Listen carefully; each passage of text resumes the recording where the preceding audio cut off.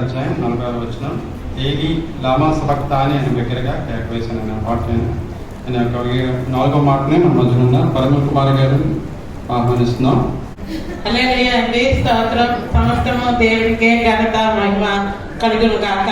మరి good Friday రోజుని దేవుడు మరి ఎంతగా మనల్ని ప్రేమించి సజీవి లెక్కల్లో ఉంచి చిన్న సహవాసంగా కూడుకుంటాం మానకండి. ప్రతి విషయంలోని మీరు మరి ప్రార్థన యందు ఆసక్తి ఉండి ఒకరికొకరు సహాయం చేసుకోండి, ఒకరికొకరు ప్రార్థన చేసుకోండి అని దేవుడి వాక్యంలో చెప్పినట్టు మరి జీసస్ లవ్స్ చర్చిలోని ఎంత శాంతి సమాధానంగా అందరినీ దేవుడు సమకూర్చాడు. ముందుగా దేవునికి వందనాలు చెల్లిస్తున్నాను. మరి నాకు ఈ సమయం ఇచ్చినటువంటి నోబుల్ బాబా గారి కుటుంబీకులకి సంఘానికి కూడా నా వందనాలు చెల్లిస్తున్నాను. ముఖ్యంగాను నీతిమంతులను మనం జ్ఞాపకం చేసుకుంటా ఎంతో మంచిది. మరి బాబా గారిని మరి ఈరోజు మనం జ్ఞాపకం చేసుకుంటున్నాం. భౌతికంగా మన దగ్గర లేకపోయినా ఆయన చెప్పినటువంటి వాక్యాలు మరి ఆయన చెప్పినటువంటి ప్రతి విషయాల్లోనే ఎంతో జ్ఞానంగా మరి తన కుటుంబాన్ని తన సంఘాన్ని నాలాంటి వాళ్ళను కూడాను ఎంతగానో ఆయన బలపరిచారు. కాబట్టి ఈ రోజు మన హృదయంలోని ఆయన మాటలు ఆయన్ని ఎల్లప్పుడూ మనం స్మరించుకుంటూ ఉంటున్నాం. కాబట్టి ఇంత ధైర్యంగా ఉండగలుగుతున్నాం. మరి దేవుడి వాక్యంలో చెప్పినట్టు వారి యొక్క దుఃఖాలను అంతటిని తీసివేసి బదులుగా వారికి ఆనందాన్ని కలుగు చేసి వాళ్ళని ఆదరించేదను, విచారణలను కొట్టివేసి వారికి ఆనందాన్ని ఇచ్చేదను వాక్యం ద్వారా సెలవిచ్చినట్టు మరి ఆ కుటుంబానికి అటువంటి ఆదరణను దేవుడు ఓదార్పును దయచేశారు. కాబట్టి ఈ రోజు ఎంత చక్కగా ఈ సంఘం మరి నడిపించడానికి దేవుడు సాయం చేశాడు. విశాలంగా మంచి నాకు సాక్ష్యం చెప్పింది, పర్మిలా నాకు ఎంతో ధైర్యం ఇస్తున్నాడు దేవుడు అనేసి. అవును, నిజమే, మనకి ధైర్యం ఇస్తాడు. మనం ప్రార్థన చేసేటప్పుడు ఆయన మనకి ధైర్యం ఇచ్చి ఇంకా అనేక రీతిగా ఈ సంఘాన్ని అభివృద్ధి పరిచి దేవుళ్ళని బలపరుస్తూ మరి ఆయన పిలుపుకు సిద్ధంగా ఉండేటువంటి సంఘంగా దేవుడు ఏర్పరిచి భద్రపరచును గాక. మరి ముఖ్యంగా మరి నన్ను మరి సంఘం బిడ్డలు ఎంతో ప్రేమించి మరి నాకు అడిగి ఉన్నారు, ఆంటీ తప్పనిసరిగా రావాలని మమ్మీ కూడా చెప్పిందని. మరి నా మీద వాళ్ళకు ఉన్నటువంటి మరి ప్రేమ కొరకు దేవునికి వందనాలు చెల్లిస్తున్నాను. మరి ఈ రోజు నాకు దేవుని యొక్క ప్రణాళికల ప్రకారం ఇవ్వబడినటువంటి మాట 4వ మాట. మరి ఆ 4వ మాట చెప్పడానికి నేను ఎటువంటి అర్హత లేని దాన్ని, ఎంతో మరి బలహీనురాలని దేవుని వాక్యంలోనే, కానీ దేవుడి కృపా కనికరాలు కట్టే నన్ను ఈ విధంగా నడిపిస్తూ మీ మధ్య నిలిచొని చెప్తున్నానంటే సమస్తము దేవుడికే ఘనత మహిమ కలుగును కాక. మరి మత్తయి సువార్తలోని 27:46 ఇంచుమించు 3 గంటలప్పుడు యేసు ఏలీ ఏలీ లామా సబక్తా అని బిగ్గరగా కేక వేశాను. ఆ మాటకు నా దేవా నా దేవా నన్నెందుకు చేయి విడిచితివని అర్థం. అది మరి ఎంతో మరి ఎందుకంటే ఆయన ఆ మాట అడగలిగారు, తండ్రి ఆయన చెయ్యిని విడిచిపెట్టారని. దేవా నా దేవా నా దేవా నన్నెందుకు చెయ్యి విడిచిపెట్టారని ఎంతో మరి ఈ మాటలోని మనకి ఏంటి కనపడుతుందంటే ఆయన యొక్క ఆక్రాంతంతోని భారంతోని ఎంతో బాధతోని ఆ మాట చెప్పి ఉన్నారు. ఎంతో ఆక్రాంతులను మనం దీంట్లోని చూడగలుస్తున్నాం. మరి అలాగే ఈ మాటలోని తండ్రితోని ఎడబాటు కూడా మనం చూడగలుస్తున్నాం. మరి ఈ రెండింటిలోని మరి ఆయనకి మరి ఎన్నో విధాలుగా దేవుడు తండ్రి సహాయం చేస్తూ తండ్రి చిత్త ప్రకారమే జరిపించుకొని వచ్చి ఉన్నారు. మరి అదేవిధంగా మరి ఆయన పాపం మన పాపముల కొరకు తండ్రి కుమారుని విడిచిపెట్టారు.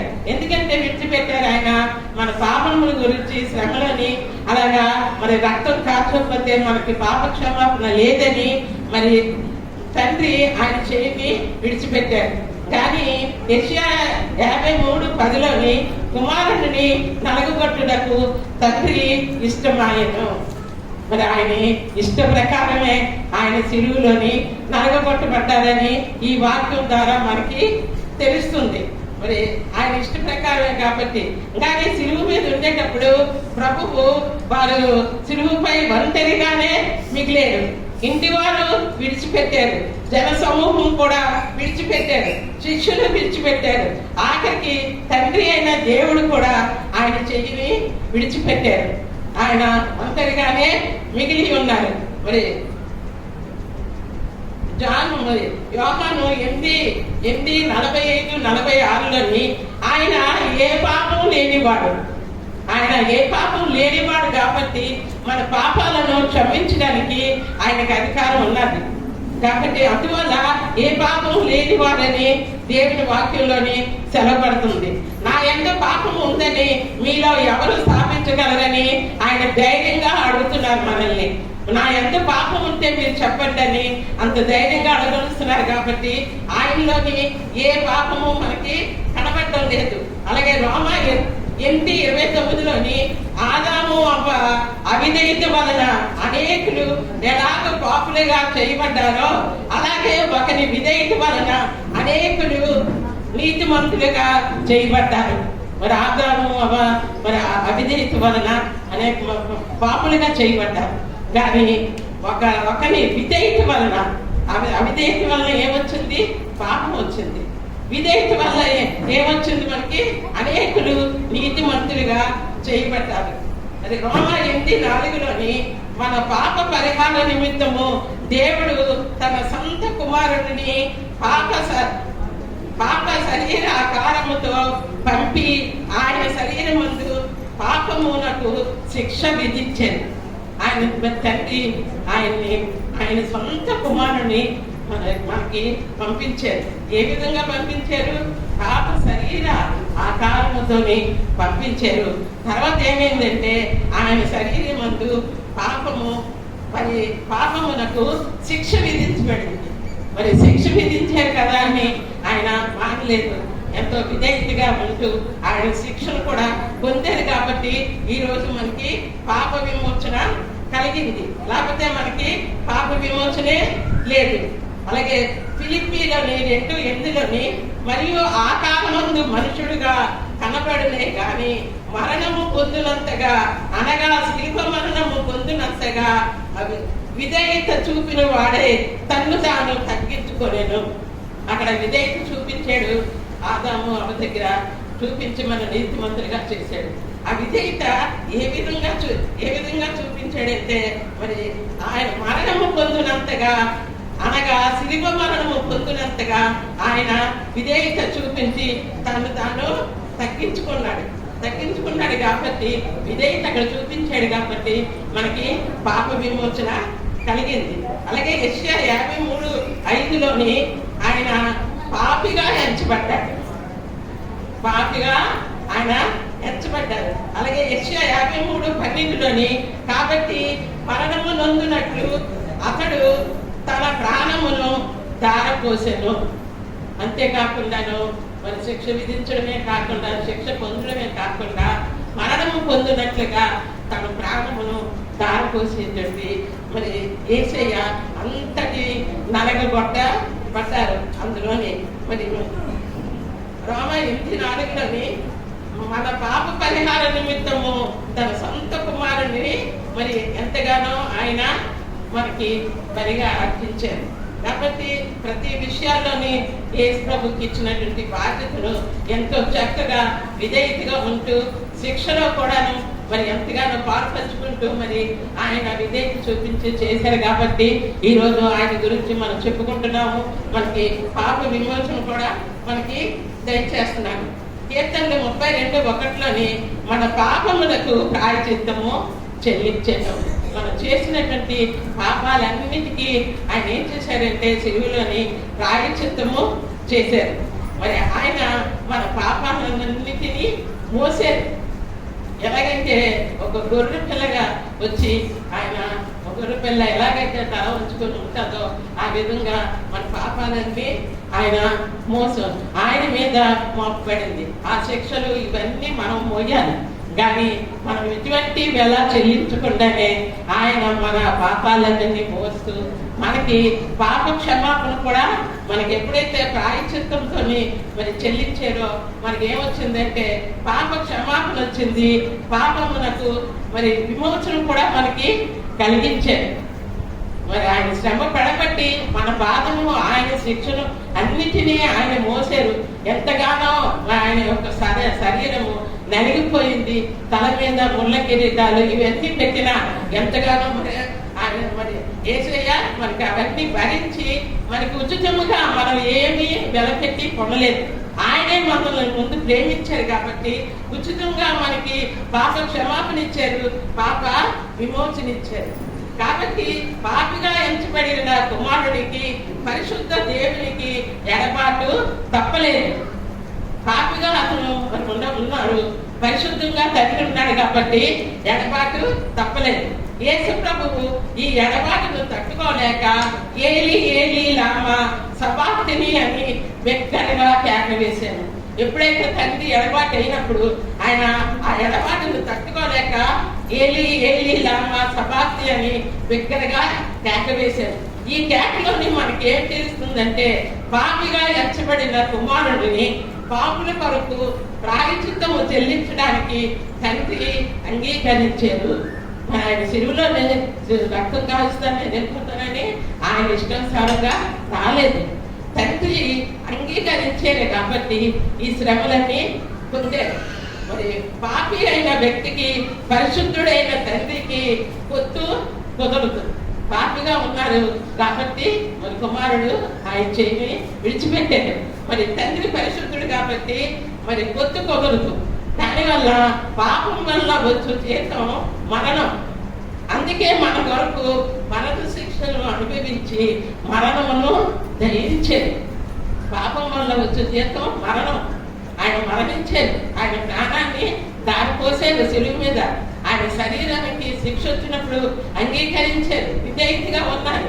అన్ని విషయాల్లోనూ చేసి మరణాన్ని ఆయన ఏం చేశారంటే గెలిచారు. మరి 3వ దినాన లేవడం వల్ల ఆయన మరణాన్ని గెలిచారు. కాబట్టి మరణమును గెలిచి జయించి ఉన్నారు. కాబట్టి క్రీస్తు ప్రభువుకు వెళ్ళి తండ్రితోని సహవాసం ఏర్పడింది. ఇప్పుడు ఎక్కడున్నారు ఆయన? తండ్రి దగ్గర ఉన్నారు. ఎప్పుడు ఏర్పడింది? మరణాన్ని జయించారు కాబట్టి తండ్రితోని ఆయనకి సహవాసం ఏర్పడింది. మరి అదే విధంగా మరి లేఖనాల ద్వారా కూడా మరి కీర్తనలు 22:1 నా దేవా నీవు నన్ను ఎలా విడిచితివి అని, మరి నన్ను రక్షింపక నా ఆత్మధ్వని వినక ఎందుకు దూరంగా ఉన్నామని వాక్యం ఉంది. అది ముందుగానే పాత నిబంధనలోని లేఖనాల ప్రకారం కూడా దేవుని యొక్క శిలువ మీద ఆ లేఖనాలు మరి అవి నెరవేర్చాయి. శిలువ మీద ఆయన రక్తం కాచి మరి శిక్ష విధించారు కాబట్టి ఆ లేఖనం కూడా అది లేఖనాలు కూడా శిలువ మీద నెరవేర్పబడ్డాయి.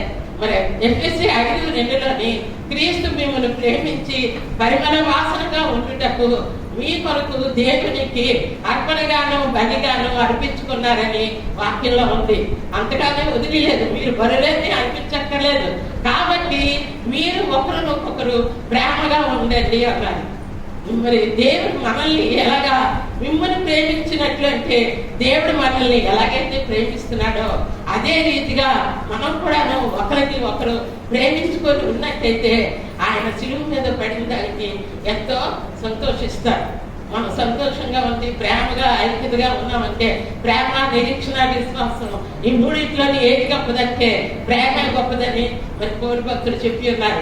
అటువంటి ప్రేమని దేవుడు అది చేశాడు ఇది చేశాడని చెప్పడం కాదు, కానీ మనం కూడా అటువంటి ప్రేమని కలిగి ఒకరికొకరు సహాయం చేసుకుంటూ మరి ఒకరికొకరు ప్రేమగా ఉండేటువంటి కృపలోని దేవుడు మనల్ని భద్రపరిచి కాపాడుగాక. మరి అలాగే మరి ఫస్ట్ జాన్ 1:9 ఆయన నమ్మదగిన వాడు నీతిమంతుడు కాక కనుక మనం పాపములను ఒప్పుకొని ఎడల ఆయన మనలను క్షమించి సమస్త దుర్నీతి నుంచి ఆయన మనల్ని పవిత్రులుగా చేస్తానని వాక్యం ద్వారా సెలవిచ్చారు.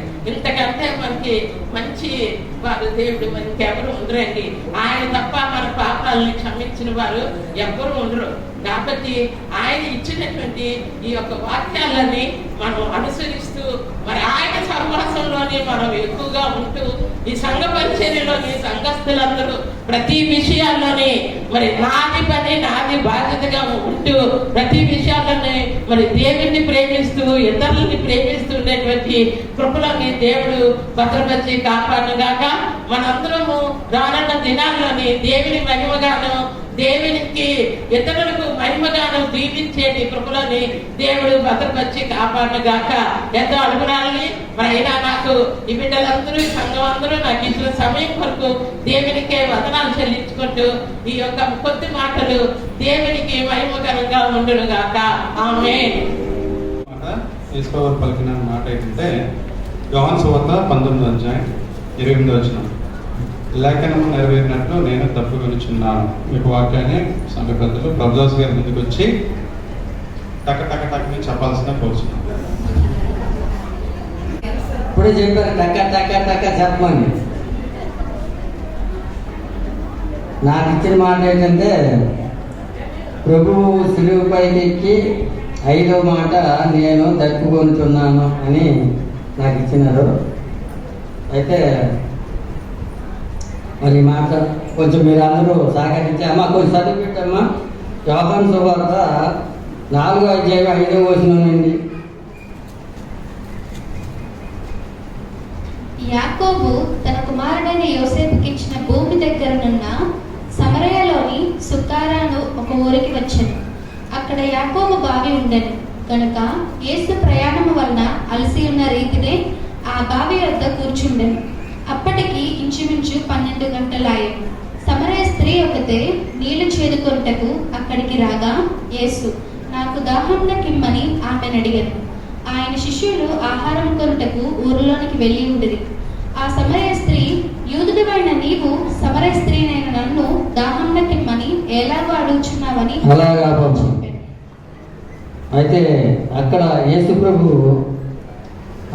దాహంకి ఇమ్మని ఆ సమరయ స్త్రీని అడిగినప్పుడు ఆ అమ్మాయి చెప్తుందంటే అయ్యా ఇక్కడ మాకు యాకోబు ఒక బావి ఆయన కుమారుడికి భూమి ఇచ్చి ఆ భూమి దగ్గర ఒక బావి తవ్వి ఆ బావి నీళ్లు మరి యాకోబు కొడుకులు కానీ పిల్లలు కానీ ఆ పశువులు కానీ ఇవన్నీ తాగడానికి మాకు ఈ బావి ఇచ్చినాడు.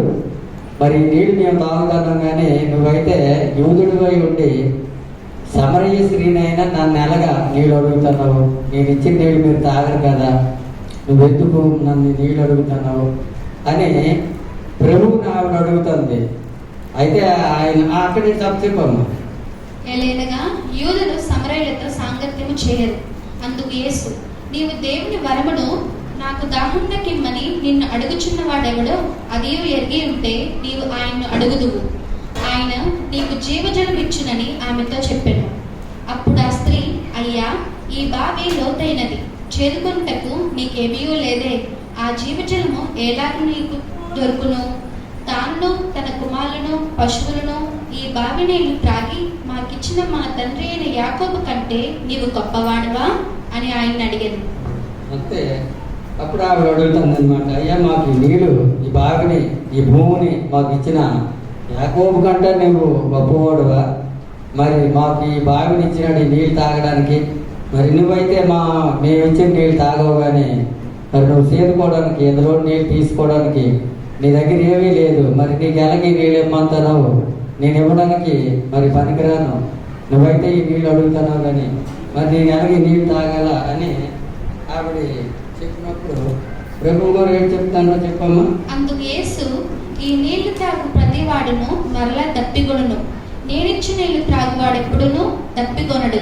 నేను వానికిచ్చు నీళ్లు నిత్య జీవమునకై వానిలో ఊరెడి నీటి బుగ్గగా ఉండునని ఆమెతో చెప్పాను.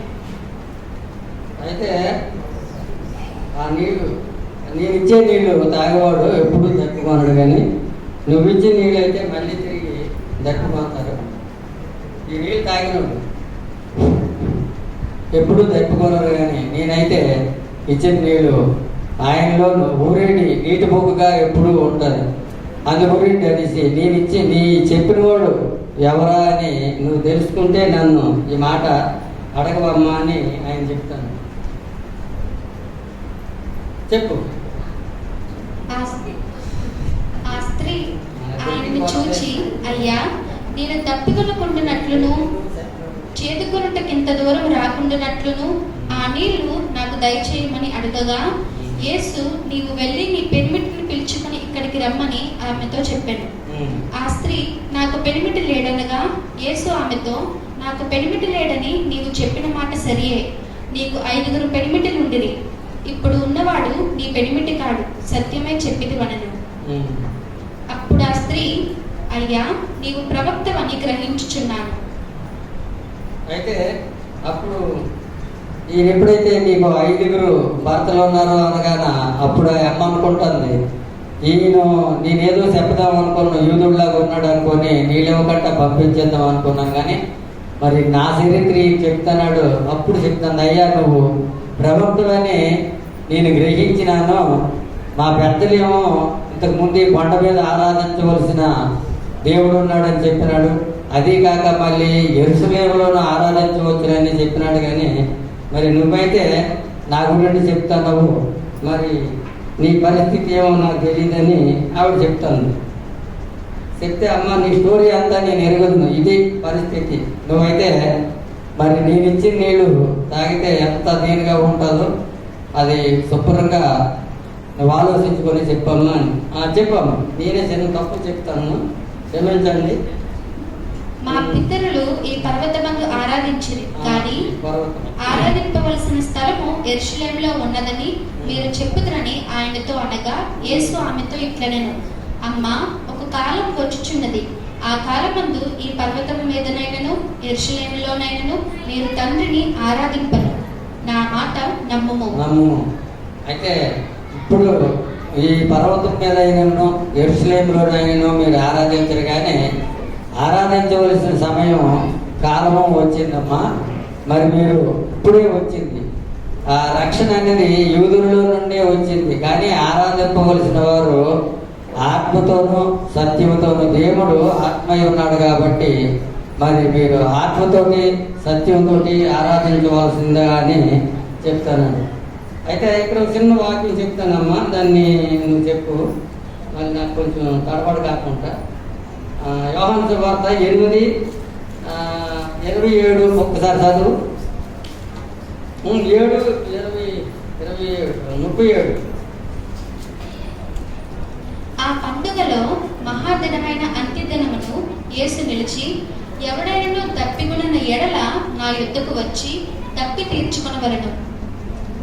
మరి యేసు ప్రభు ఈ సమరయ స్త్రీ దగ్గరికి వచ్చినప్పటికి, నేను తప్పుకొనుచున్నాను, నాకు దాహం ఇవ్వండి అని అడిగిన ఆయన, ఇక్కడ చూడండి, ఎవడైనా తప్పుకొని ఎడల నా దగ్గరికి రండి, నేను మీ దాహం తీరుస్తాను. చెప్పమ్మా, దాహం నా యందు విశ్వాసం ఉంచి వాడెవడో లేఖనము చెప్పినట్టు వాని కడుపులో నుండి జీవజల నదులు పారునని బిగ్గరగా చెప్పాను.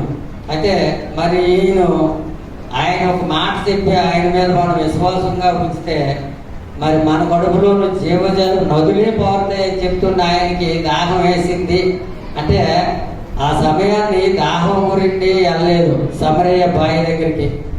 అక్కడికి వెళ్ళిన తర్వాత ఆవిడ ఏం చెప్పిందంటే, అయ్యా, నేను మీకు నీళ్ళు ఇవ్వడానికి మరి యోగ్యురాలను కాదేమో, కానీ నా గురించి, నా రాజ్యాల గురించి నువ్వు చెప్తాను కాబట్టి మరి ఈ నీళ్ళు మాకు ఇంతకు ముందే యాకోబు గారు మాకు తెప్పించిన బావి, ఈ బావి గురించి చెప్పాలంటే గొప్ప స్టోరీ ఉంది. మరి దీన్ని మా పితరులు మాకు ఇచ్చిన బావి, ఎందులో నీళ్లు చేదుకొని తాగి ఇవన్నీ చేయకుండా మరి మాకు ఆ జీవజలం ఇచ్చినట్టుగైతే ఎంత దూరం రాకుండా మా ఇంటి దగ్గర ఉండే తాగుదామా అని చెప్పినప్పుడు ఆయన మాట చెప్పారు కదా. అప్పుడు ఆ ఊళ్ళోకి వెళ్ళి, నేను క్రీస్తు అనబడే మెస్సయ్యని చూసినాను, మీరందరూ రండి, నేను చేసినవన్నీ గతించిపోయినవన్నీ నాకు ఈరోజు ఆయన మరి మర్చిపోకుండా చెప్పి నాతో మాట్లాడినాడు. మరి మాట్లాడి నేను ఆలకించి నా నీళ్ళు చేదుకోవడానికి పట్టుకెళ్ళి కొండను కూడా అక్కడే వచ్చి ఊళ్ళోకి వచ్చిన రెండమ్మ అని ఆవిడ ఊళ్ళోకి వచ్చిన తర్వాత ఈ జనం అందరూ ఆవిడ వెనకతల చూద్దామని బయలుదేరి ఆయన దగ్గరికి వెళ్ళి ఆ మాటలు ఆలకించే టైంలో ఈ శిశువులు ఊళ్ళోకి భోజనం కొండకి వెళ్ళారు కదా, వీళ్ళు కూడా వచ్చినారు. వచ్చేసి ఇదేం చెప్తానంటే యేసు ప్రభువుకి ఈ ఆడమనిషితో ఎప్పుడు ఎవరితోటి మాట్లాడరు, మనం లొంగిసి ఎప్పుడు మాట్లాడలేదు. ఈరోజు ఈవిడితో మాట్లాడతారు ఏంటి అని వీళ్ళు మనిషి ఒకలాగా ఆలోచించుకొని భోజనం చేయడానికి రమ్మని పిలిస్తే ఆయన నాకు భోజనం ఉన్నది, మీరు భోజనం చేయండి అంటే ఈయనకి ఎవరు భోజనం ఇచ్చారు, భోజనానికి ఈయన ఎవరు పిలిచారు? వీళ్ళు రకరకాలుగా ఆలోచనలు చేసుకుంటుండగా అప్పుడు ఆయన చెప్పారు, నేను ఏ పని మీద వచ్చినానో నా పనికి తగిన భోజనం నాకు ఇక్కడ నాకు ఉంది, మీరు మాత్రం భోజనం చేయండి అని చెప్పినప్పుడు ఆ ఊరు వాళ్ళందరూ వచ్చి అయ్యా మరి నువ్వు చెప్పినవన్నీ బాగానే ఉన్నాయి, నువ్వు వచ్చి మా ఊర్లో ఉండి మాతోటి మరొక 2 దినాలు 1 దినం గడపని యేసయ్యకి చెప్తే ఆయనేమో 2 రోజులు అక్కడ ఉండి మరి అవన్నీ చెప్పి వాళ్ళందరినీ ఎంతో దీనిగా ఇచ్చేసి కూర్చున్న చేశారు. అమ్మ ఇంకొక వాక్యం చెప్పమ్మ, ఏవో నాకు కొంచెం భయం వేస్తాను. నిర్గమకాండం 22-25 చెప్పమ్మా. రామవారు రాసిచ్చాడు మీకు చెప్పమని. నా ప్రజలలో నీ యొద్ద నుండి ఒక బీదవానికి సొమ్ము అప్పించిన ఎడల, నా ప్రజలలో నీ యొద్ద నుండి ఒక బీదవానికి సొమ్ము అప్పించిన ఎడల వడ్డీకిచ్చు వాని వలె వాని ఎడల జరిగింపకూడదు, వానికి వడ్డీ కట్టకూడదు. ఉపమాకాండం 22-25. 15వ అధ్యాయము 22-25.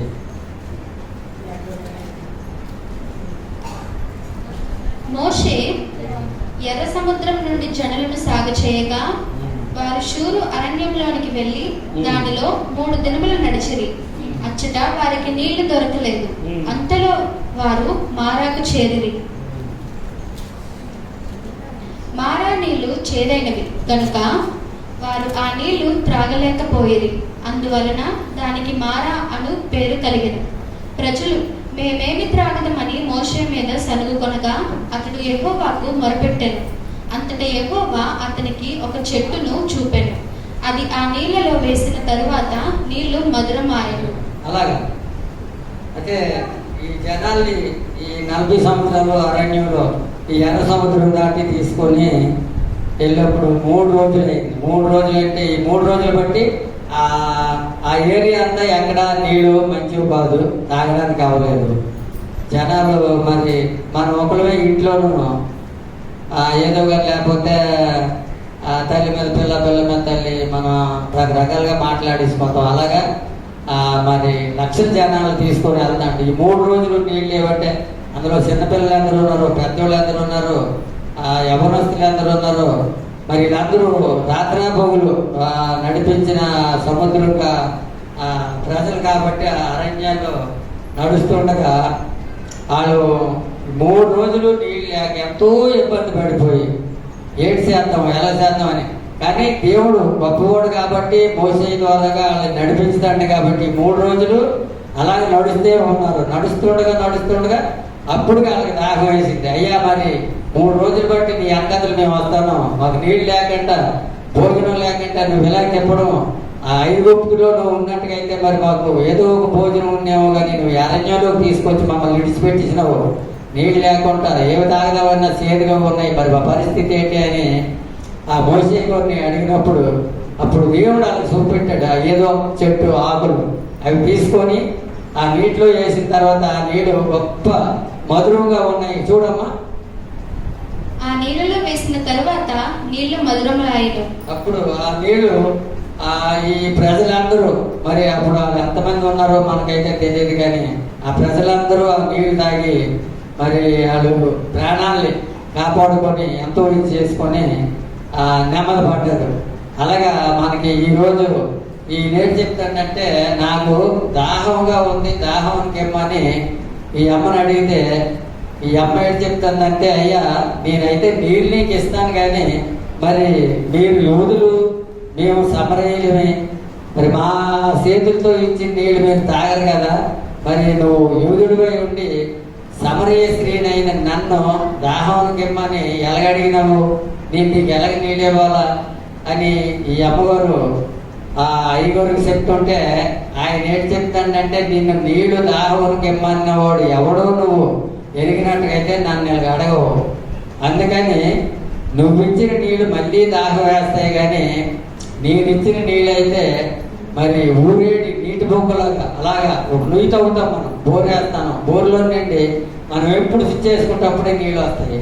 ఆ రకంగా యేసు ప్రభు మనకి ఇచ్చిన నీళ్ళు ఏంటంటే మన కడుపులో ఉంటాయని, అంటే నీళ్ళు కాదు. నాకు తెలిసింది ఏంటంటే, ఇప్పుడు మనం ఒకరిని మన వెనకాల ఎలాగైతే తీసుకొస్తానో, మనం ఒక మాటగా చెప్తే ఆయన తేనెదారుల కంటే మధురమైన మాటలని బైబిల్లో రాసి ఉంది కదా, మనం ఒక మాట ఒకరికి చెప్తే అబ్బా యేసుప్రభు ఎంత గొప్ప ఆయన, అయితే వీళ్ళ వెనకాతలు ఒక రోజు వెళ్తే మనకేమైనా మంచి జరుగుతుందేమో అనుకొని మన వెనకాతలు ఎవరైతే వచ్చి మనతోటి మన దేవుడి దగ్గర మాటలు ఆలకించి సంఘంలో నుండి బయటికి వెళ్ళి మళ్ళీ ఆ మాటలు చెప్తారు, అది జీవజాలం అని నేను అనుకుంటాను.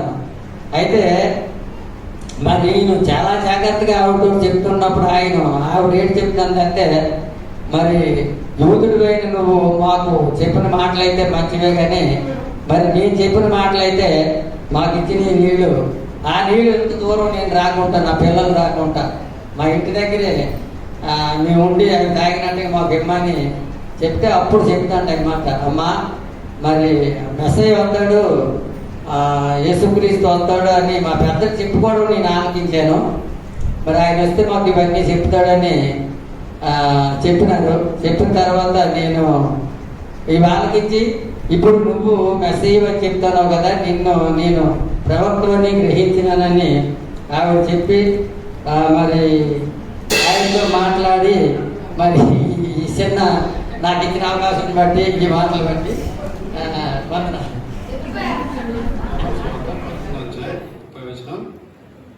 ఆ చిరక పుచ్చుకొని సమాప్తమైనదని చెప్పి తల వంచి ఆత్మను అర్పించిన మాట సంఘ పెద్దలు ప్రవీణ్ సాగర్ గారి ముందుకు వచ్చి మరి వివరిస్తారు. దేవుని నామం వందనాలు చెల్లించుకుంటున్నాను. ఈ అవకాశం మా తల్లి గారు విశాలంబుల్ గారికి సంఘం అంతటికి వందనాలు చెల్లించుకుంటున్నాను. అయితే 6వ మాట, ఇప్పటికే 5 మాటలు విన్నారు అందరూ. 5 మాటలు యేసు ప్రభువు వారు పలికిన 7 మాటలు కూడా చాలా ప్రాముఖ్యమైనవి. అన్ని మాటలు నేను ఇన్ని సంవత్సరాలు మా తండ్రి గారు బతుకున్నంత కాలం నేను చాలా చక్కగా నాకు నడిపించి ముందుకు నడిపించేవారు, ప్రతిదీ నేను చెప్పేవాడిని. అయితే ఈ సంవత్సరం వేరే లోటు బాగా తెలుస్తుంది నాకు. అయితే దేవుని ఇంకా బలపడాలని నేను కూడా చాలా ఇదిగా రోజుకి ముందుకెళ్తున్నాను. అయితే ఈ 5వ మాట, యేసు ప్రభువారు సిలువలో చాలా అలిసిపోయారు. అప్పటికే రమారమి 3 గంటలు మధ్యాహ్నం అవుతుంది. చాలా మండుటంగా సిలువ మీద చాలా వేదనతో చెప్పిన మాట ఇది. ఇది ఎక్కడ రాసిందంటే యోహాను సువార్త 19వ అధ్యాయము 30వ వచనం. యేసు ఆ చిరక పుచ్చుకొని సమాప్తమైనదని చెప్పి తల వంచి ఆత్మను అప్పగించెను. సమాప్తమైనది. ఈ యొక్క మాట ఏ విధంగా మనం చెప్పగలం? ఒకటి పూర్తయింది అని చెప్పడానికి గల ముఖ్య ఉద్దేశం ఏంటి? మనం ఎవరికైనా అనుకున్నటువంటి పని అంటే పూర్తయితే మనం గట్టిగా రూఢిగా మనం సమాప్తమైందని చెప్పగలం. అయితే యేసు ఎలా తెలియజేశారు ఇది అంటే, నిజమైన శాశ్వతలకు ఇది కాదు, అయితే మీరు ఆరాధించవలసినవి ఇవి. పాత నిబంధనలో చాలా రకాలుగా దేవుణ్ణి పూజించేవారు. క్రొత్త నిబంధనలో యేసు ప్రభువారు వచ్చిన తర్వాత అవన్నీ ఇవి ఆరాధించాలి, మీరు భయభక్తులు వీటి మీద చూపించాలి, మీరు లోపడవలసినవి ఇవి కాదు అని చెప్పి ఒక మార్గదర్శిగా యేసు ప్రభువారు ఈ లోకంలోకి రావడం జరిగింది. ఇంకా మనం చూసినట్లయితే ముందుకెళ్తే ప్రసంగి 7వ అధ్యాయము 8వ వచనం.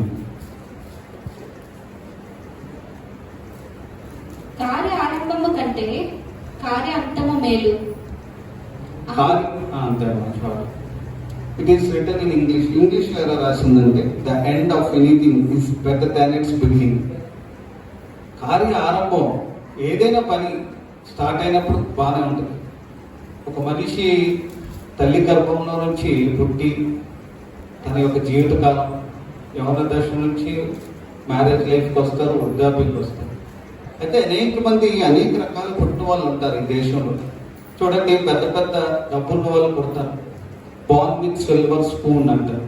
అరే వాడు చాలా గొప్పింట్లో పుట్టాడు, వీడు చాలా గొప్పింట్లో పుట్టాడు అని చెప్పి చాలామంది ఉంటారు. అయితే చాలామంది మనం చూస్తుంటాం పెద్ద పెద్ద వాళ్ళని, కానీ వాళ్ళ అంతం అంటే వాళ్ళ యొక్క జీవితం, వాళ్ళ యొక్క చావు దగ్గర పడినప్పుడు అనేకమైన విషయాలు మనం తెలుసుకుంటాం. అయితే మంచిగా వెళ్ళే వ్యక్తిత్వం లేని మనుషులు కూడా ఉన్నారు. అయితే మన యేసు ప్రభువు వారు అలా కాదు, ఆరంభం నుంచి అంతం వరకు ఒక నీతిమంతుడిగా జీవించి మన యొక్క కాలంలో తుదిముట్టించాడు.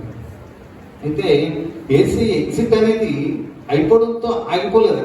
జీవితం సుమారు 2025 సంవత్సరాల ముందు యేసు ప్రభు వారు పుట్టిన మొదలుకొని ఆ యొక్క సిలువ రాని తర్వాత అందరూ అనుకుని ఉంటారు, ఆ యెరూషలేం ప్రాంతం అంతా, అన్ని ఊర్లు ఇంక యేసు ప్రభు చనిపోయారు కదా, ఇక్కడతో అయిపోయింది అని. అయితే 3వ రోజు ఆయన తిరిగి లేచి ఈ యొక్క లోకానికి నిత్య జీవనం కలుగజేసిన విధం మనం చూస్తాం. ఇంకా ముందుకు వెళ్దాం. అసలు ఈ లోకానికి దేవుడు ఎందుకు వచ్చారని కొన్ని వచనాలు చూద్దాం. యోహాను సువార్త 10వ అధ్యాయము 10వ వచనం మధ్యలో చదవండి. దొంగ దొంగతనమును, హత్యను, నాశనమును చేయుటకు వచ్చును, కానీ మరి దేనికి రాడు. గొర్రెలకు జీవము కలుగుటకును, అది సమృద్ధిగా కలుగుటకును నేను వచ్చితనని మీకు నిశ్చయముగా చెప్పుచున్నాను. గొర్రెలకు అంటే, గొర్రెలు అంటే the Lord is my shepherd, యెహోవా నా కాపరి అని 23వ కీర్తనలో ఉంది. సో అట్టి విధంగా ఇక్కడ మనం కోరిలేట్ చేస్తే it is purely for the sake, మనకి నిత్య జీవం ఇవ్వడానికి మన గొర్రెలకి అది సమృద్ధిగా కలగాలి. జీవం అనేది కొంతే కాదు, అందులో ఇంకా ఫుల్గా దిగాలి. మన విశ్వాసం కొంతే ఉండొచ్చు, ఇంకా బలపడాలి. అంటే ఇంకా సమృద్ధిగా ఇవ్వడానికి యేసు ప్రభువు వారు ఈ భూలోకానికి రావడం జరిగింది. లోకాసు వార్త 19వ అధ్యాయం 10వ వచనం అందరికీ మనకి కంఠస్థమైన వాక్యం. నశించిన దానిని వెలుగు రక్షించుటకు క్లియర్గా రాశారండి. భక్తుడైన వైద్యుడైన లోక క్లియర్గా రాశారు. అంటే ఆ రోజుల్లో నశించిపోయిన జీవితం ఉంది. పాత నిబంధనలో చాలా విధాలుగా నశించిపోయారు అనేక మంది. ఆ యొక్క కట్టడాలను అలాగా ఈ యొక్క నూతన బంధన వచ్చిన యేసు ప్రభువు రాకముందు వరకు అవే ఆచారాలు ఉండేవి. ధర్మశాస్త్రం, ఈ చాలా రకాల ఆచారాలు ఉండేవి. అవన్నీ కొట్టివేయడం జరిగింది. నశించిన దానిని, ఏది నశించింది ఇక్కడ? మనుషుల ఐక్యత నశించింది. ఆ యొక్క ధర్మశాస్త్రం పాటించే విధానం నశించింది. ఒకరి ఏడలో ఒకరు చాలా నమ్మకంతో లేని జీవితం కూడా ఉంది. అలాంటి నశించేవారు ఏదైనా నశించిపోయిందని రక్షించుటకు యేసు ప్రభువు వారు ఈ మాట ఎక్కడ చెప్పారంటే, ఈ జక్కయ్యతో వెళ్తున్నప్పుడు చెట్టు మీద నుంచి పిలిచినప్పుడు అక్కడ చెప్పిన సందర్భంలో మాట. ఇంకా కొంచెం ముందుకు వెళ్దాం. ఈ మాట యేసు ప్రభువు వారు ఏదో నిరాశతో చెప్పలే, సమాప్తమైనది. చాలా మంది కొన్ని జరగనప్పుడు ఏదో జరిగింది అనుకుని సమాప్తమైంది అనుకుంటారు. కానీ ఇక్కడ యేసు ప్రభువు వారు ఒక విజయోత్సాహ కేకలాగా వినిపించింది. ఆయన ఒంట్లో నీరసం అయిపోయి ఉండొచ్చు, కానీ సమాప్తమైనది అనేది ఒక కంప్లీట్నెస్, ఫుల్ఫిల్నెస్ అయింది. ఒక మనిషి ఒక పని పూర్తి చేసినప్పుడు అకాంప్లిష్ అంటే కంప్లీట్ అయింది.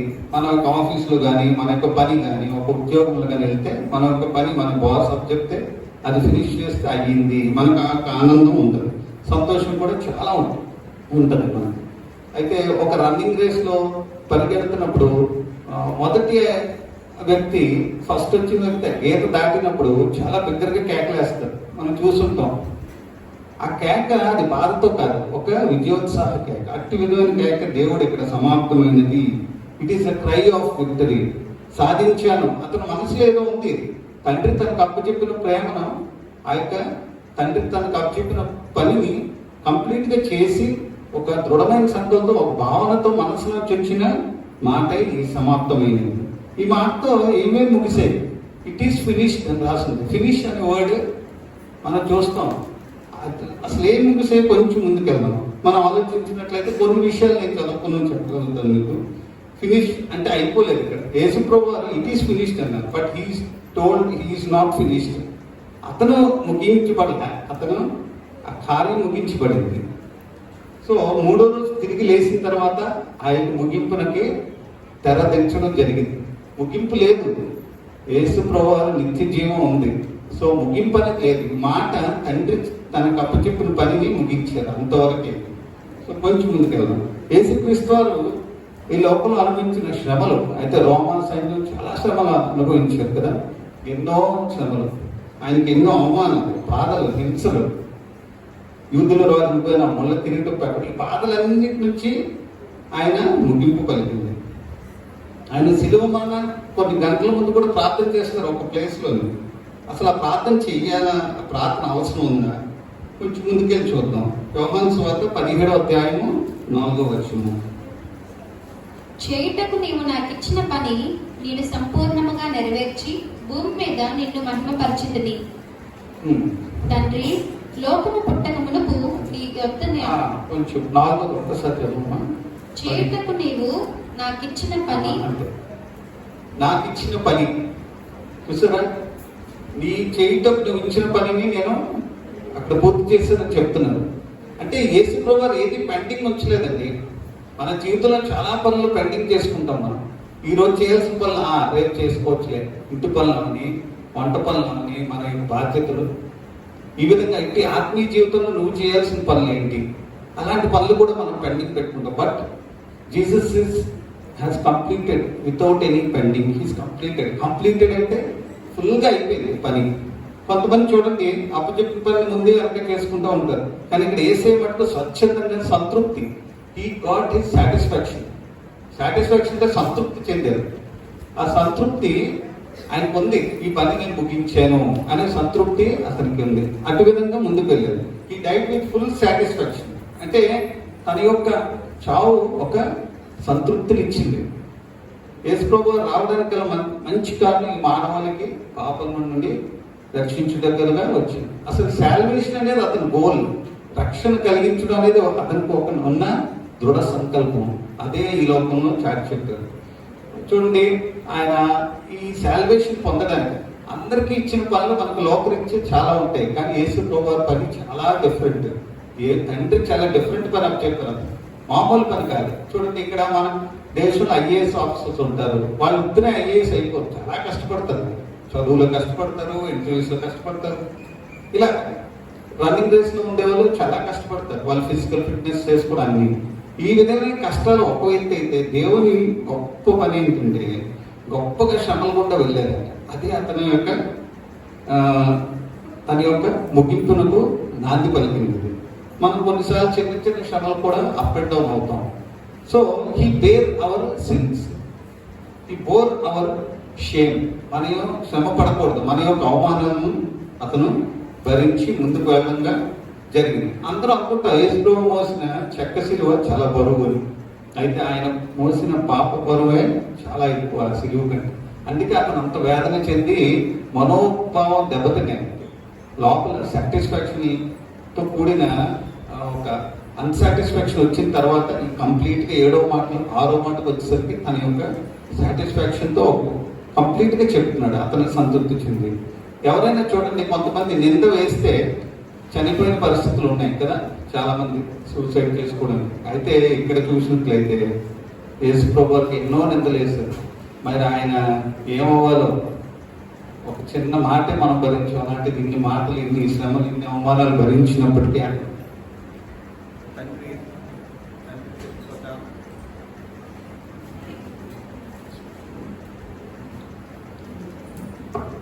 తండ్రి చిత్త ప్రకారం ఆయన ముందుకు వెళ్ళడం జరిగింది. కొంచెం ముందుకెళ్ళినట్లయితే బైబిల్లో చూద్దాం, ఆయన ఏమేమి భరించారో మనకు తెలుసు. ఐజియా అంటే యెషయా 53వ అధ్యాయం 5వ వచనం. గాయపరచబడెను, నలుగుగొట్టబడెను, శిక్ష కూడా మోపబడింది, దెబ్బలు పొందారు. అతను సంపూర్ణంగా తీసుకున్నాడు ఇవన్నీ. ఇన్ని బాధల శ్రమలు ఇవన్నీ ఫినిష్ అయ్యాయి. ఆయన జీవితంలో ఈ బాధలన్నీ ఫినిష్ అయ్యాయి. ఆనాడు యెషయా ప్రవక్త రాసినట్టుగా అది కొత్త నిబంధనలో యేసు ప్రభువు ద్వారా నెరవేర్చబడింది. చూడండి, ఆపరేషన్ కానీ చేస్తే మత్తుమంది ఇస్తారు కదా, మత్తుమంది ఇవ్వకుండా ఎవరికి ఆపరేషన్ చేయలేరు. అలాంటిది ఇక్కడ ఈ సినారియో అంతా చూస్తే మనం ఏ మత్తుమందు కానీ అనెస్థీషియా కానీ ఇవ్వకుండా జరిగిన పరిస్థితులు మనం యేసు ప్రభు వారు చూస్తాం. ఆ కొక్కెలు పెట్టి ముళ్ళ కిరీటాలు పెట్టి చేస్తే ఎంత పెయిన్ వస్తుందా అని నేను ఉదయం కొంచెం ఆలోచించాను. ఎందుకంటే అది ఆగుతుంది. మొన్న కూరగాయలకు వస్తున్నప్పుడే వేలు కట్ అయిపోయింది. అది 4 రోజుల వరకు తగ్గలేదు, బ్లడ్ కంటిన్యూ పడుతుంది. అయితే ఇలాంటిది దేవుడు ఎంత రక్తం పోయి ఉండొచ్చు, ఎన్ని పోటలు రక్తం పోయి ఉండొచ్చు, ఎంత నీరసం అయి ఉండొచ్చు, అంత మండుటెండలు. ఏసీ జీవితం మన చిన్నతనంలో కూడా చూస్తే లూకాసు వార్త 2:41 ఇక్కడ మరియా యోసేపులు యేసు ప్రభువుకు 12 సంవత్సరాలు వచ్చిన తర్వాత యెరూషలేము దేవాలయానికి పస్కా పండుగకు వెళ్తారు. ఆచార ప్రకారం కొన్ని రోజులుండి ఆ పస్కా పండుగ చేసి వచ్చేస్తారు.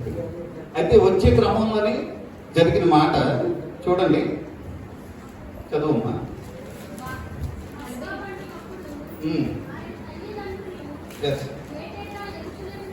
వెళ్తారు. ఓకే, నేను చెప్తాను ఇక్కడ. సరే, వాళ్ళు ఆ పస్కా పండుగ ఆచరించిన తర్వాత యెరూషలేము నుండి అందరూ జనాలు బోల్డ్ పొందుతుంటే వాళ్ళు తిరిగి వచ్చేస్తారు. యేసు ప్రభువుని మర్చిపోయి వాళ్ళ చుట్టాలు ఎవరి దగ్గర ఉంటారు, మా పిల్లాడు అని చెప్పేసి వీళ్ళు ఇంటికి వెళ్ళిపోతారు. ఇంటికి వెళ్ళి 1 రోజు తర్వాత చూస్తారు, గుర్తు వస్తుంది. అప్పుడు అరే 1 రోజు ఎక్కువ యేసు ప్రభు ఏమంటారు, యేసు చిన్నోడు కదా, బాలుడు, 12 సంవత్సరాలు అంటే ఎంతమ్మా, 7వ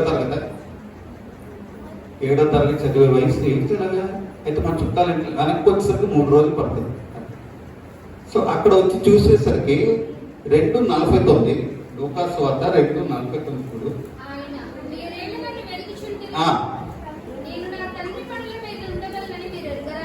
అక్కడ ఆపండి. అక్కడ చిన్నప్పుడే నా తండ్రి పనిలో నేను ఉండాలని సమాధానం చెప్తున్నారు. ఆయన తండ్రి పని ఎక్కడి నుంచి స్టార్ట్ అయింది? గాబ్రియేలు దూత ఆ యొక్క మరియమ్మ కడుపులో పరిశుద్ధాత్మ ద్వారా వచ్చినప్పటి నుంచి స్టార్ట్ అయింది ఆయన పని. అంటే మైండ్ సెట్ అక్కడ నుంచి స్టార్ట్ అయింది. ఆయన ఇంటెన్షనల్ గా చేశారు. అన్ని ఇంటెన్షనల్ అంటే ఉద్దేశపూర్వకంగానే ఆయన ముందుకు వెళ్ళారు. ఎక్కడ అన్ఇంటెన్షనల్ లేదు, నేను నా తండ్రి పని చేయాలి. 12 సంవత్సరాలకు ఎవరైనా ఆ మాట చెప్పగలరా? తండ్రి పని చేయించున్నాను, నన్ను ఎందుకు మీరు ఎదుగుతున్నారని లోకరిచిగా ఉన్న తల్లిదండ్రులు ఎవరో మరియా యోసేపులకి చెప్తున్నారు. అంత కళాకండి. అంటే ఆయన ఇప్పటి నుంచే మైండ్ ఫుల్ గా తండ్రితో సహవాసంలో ఉంది కంప్లీట్ గా. ఈ లోకంలో కొంచెం ముందుకెళ్తే మనం ఆయన ఉద్దేశపూర్వకంగానే తండ్రి పని నిర్వర్తించడం జరిగింది. ఆయనకి ఎటువంటి ఆకలి ఉన్నది అని మనం చూద్దాం. యోహాను సువార్త 4:30.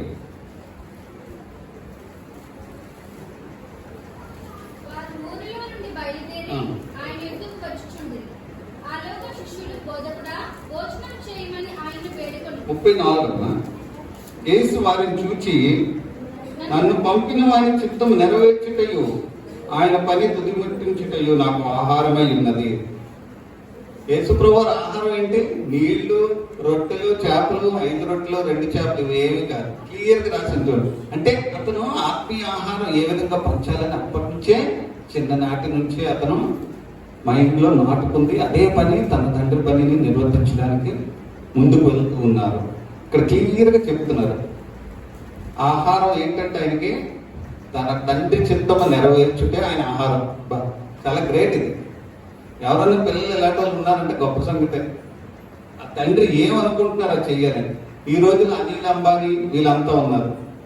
వాళ్ళ తండ్రి ఏవైతే చేస్తున్నారో ఆ పిల్లలు అదే చేస్తారు. వాళ్ళు చేసిన అలా ఏవైతే గోల్స్ ఉన్నాయో, ఇంకా ఇలా చేయాలి, మన ఇండస్ట్రీ 10,000 కోట్లు అయితే 20,000 కోట్లు చేయాలి అంటే వాళ్ళు అలా నిర్వర్తించారు. అలాగే ఆత్మీయంగా మనం ఏం చేయగలరు? ఇప్పుడు ఈరోజు మా తండ్రి గారు ఉన్నారు, లేరు. ఉదయం నేను రాస్తున్నప్పుడే రాసుకున్నాను. ఫస్ట్ పేజ్ నేను రాశాను, the first Good Friday service. మా అమ్మగారు వెంటున్నారు, the first Good Friday service after reverend T Noble Jesus was slept in the Lord on 18/3/2025 రాసుకున్నాను. నాకు తెలియకుండానే రాసుకుని వెళ్ళాను నేను హెడ్డింగ్. అంటే కరెక్ట్ సుమారు 1 నెల రోజులైంది. నా తండ్రి చిత్తం ఏమైందో నాకు తెలియదు, మా తల్లి చిత్తం ఏందో నేను ఊహించగలుగుతాను, 50,000 కట్టారు ఇలా. అంటే మనకి పరిశుద్ధాత్మ ద్వారా ముందుకి వెళ్ళాలని ఆశిస్తున్నాము మేము. ఈ విధంగా యోహాను సువార్త 10:17 ఒక్కసారి చూసినట్లయితే యేసు ప్రభువు తన సొంత జీవితం కొరకు చెప్తారు. 10వ అధ్యాయం 17-18. నేను దాన్ని మరలా తీసుకున్నట్లు నా ప్రాణం పెట్టుచున్నాను, ఇందువల్లనే నా తండ్రి నన్ను ప్రేమించుచున్నాడు. ఎవడునూ నా ప్రాణం తీసుకొనడు. ఎవరు తీసుకోరు, ఆయనకైనా అప్పచెప్పారు. తండ్రి చిత్తం చేస్తున్నప్పుడు తండ్రితోనే ఉన్నారు, తండ్రి ప్రేమగా. సో ఆయన పైన ఆయనే చేస్తున్నారు. ఓవరాల్ గా అతను జీవితం, తన సొంత జీవితం కొరకు మాట్లాడడం జరుగుతుంది. ఆయన ఎవరు బలవంతం చేయలేదండి, మీరు చనిపోవాలి అని బలవంతం చేయలేదు, ఆయనకి తొందర పెట్టలేదు, ఆయన కూడా ఏ కంప్లైంట్ ఎక్కడ ఇవ్వలేదు, ఒక్క మాట కూడా పలకలేదు. ఏ క్షణమైనా ప్రతి మన రక్షణ కొరకే, మన మానవాళి రక్షణ కొరకే సంపూర్ణమైన సంతృప్తితో, ఆనందంతో చెప్తారు ఈ అమూల్యమైన మాట, సమాప్తమైనది. It is finished. It is అంటే వాట్ ఈస్ ఇట్ ప్రణవం. ఆ ఇట్ అనేది ఏం చేశారంటే తండ్రి చిత్తమే అతను ముగించడం జరిగింది. చివరిగా మనం లూకా సువార్త 10వ అధ్యాయం 30 వచనం చదువుతారు. 10వ అధ్యాయం 30 వచనం. ఓకే, నేను చదువుతాను. అందుకు ఏ సిట్లేను ఒక మనుషుడు 10 యోహాను సువార్త చూడండి అమ్మా.